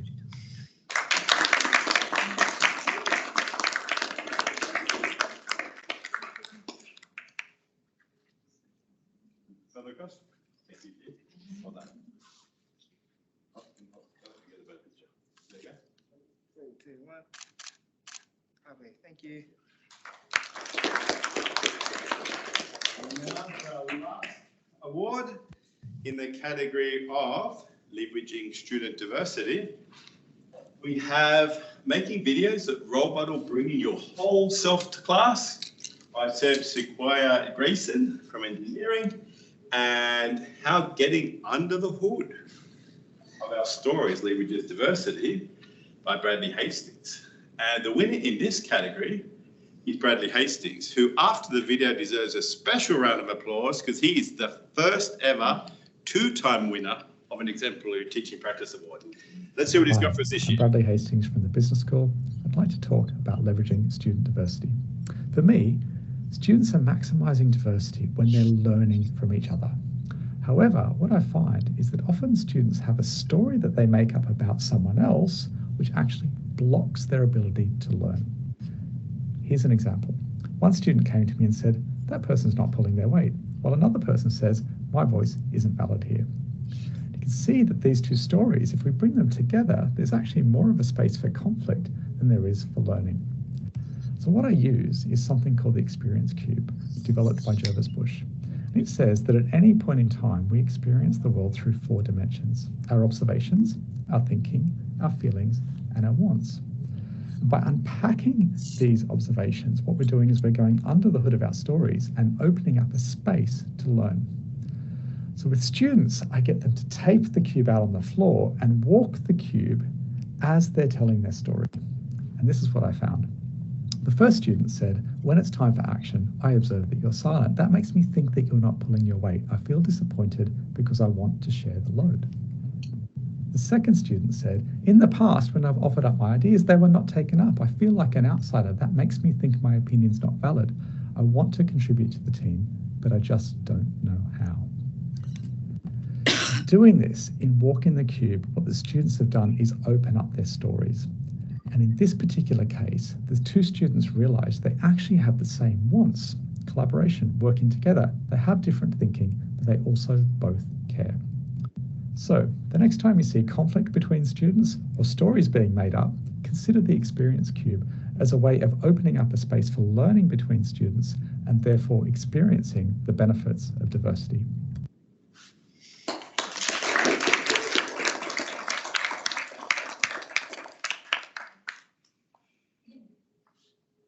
Once again, congratulations, Brad. Well done, mate. And 1, 3, 2, 1. Thank you. Thank you very much. I would just like to conclude with a big thank you to everyone who submitted, whose application was not quite yet accepted with the honorary mention. Have another crack next year because you can learn a few little tweaks and you could make it. And of course, to those with who did get an honorary mention, those who I've just mentioned who were finalists for our winner, and again, to the wonderful support of over 20 reviewers who stumped up with very short time frames to review these, provide comments. That immense support I'm truly grateful for. So thank you, everyone, and I hope you enjoyed this session.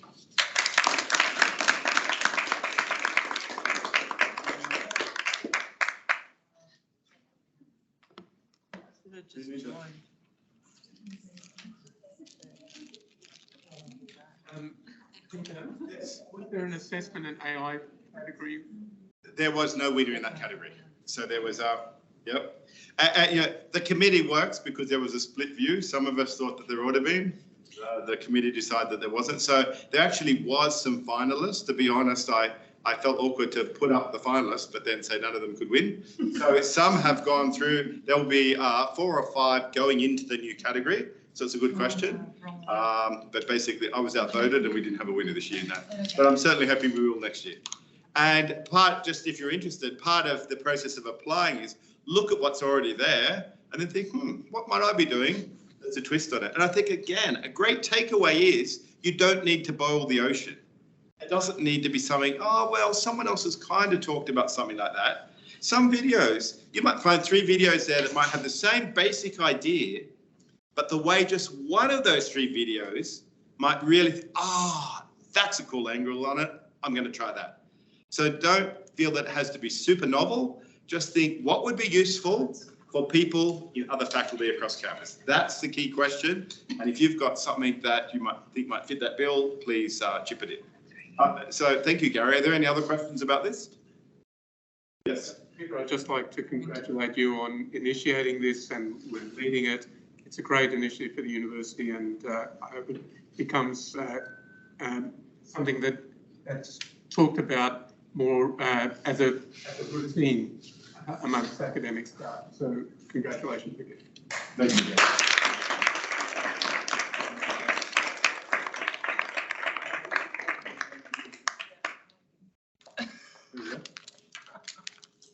Help yourself to my plug. I don't have that. No.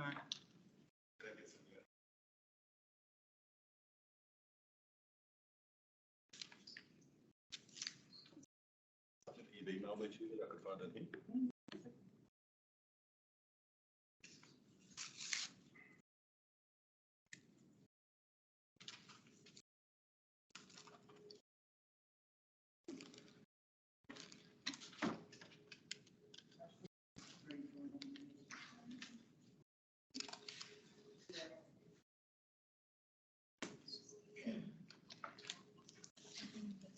Sorry, folks. All right, so that brings us to the end of our session. Thank you so much for all of your presentations, listening, interacting. Our guest speaker, our keynote, Professor Sally Kift. Round of applause for Sally.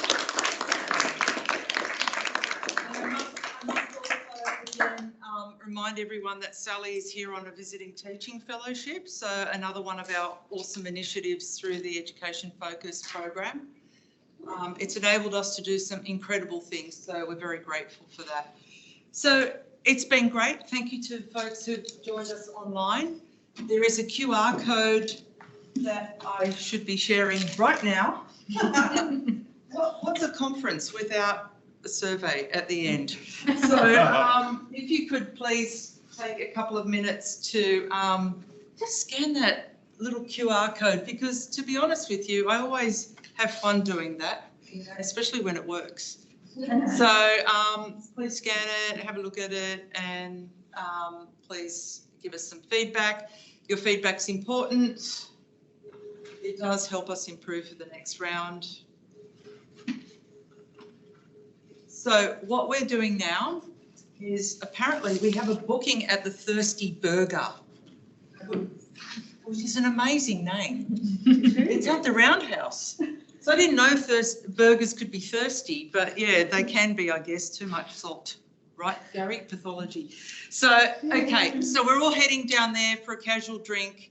It is buy your own drink, but the whole idea is that we get together and just decompress after a really special afternoon of sharing. So thank you once again, and yeah, I hope to see you around campus. Do note that we're always here to provide any sort of support that you may need.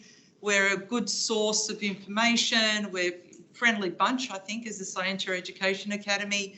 And, you know, if you're looking for career development opportunities or just some sort of mentoring, whatever it may be, we are here. All right. So thank you again for your attention. Folks online, thanks for joining. And that's it. That's a wrap.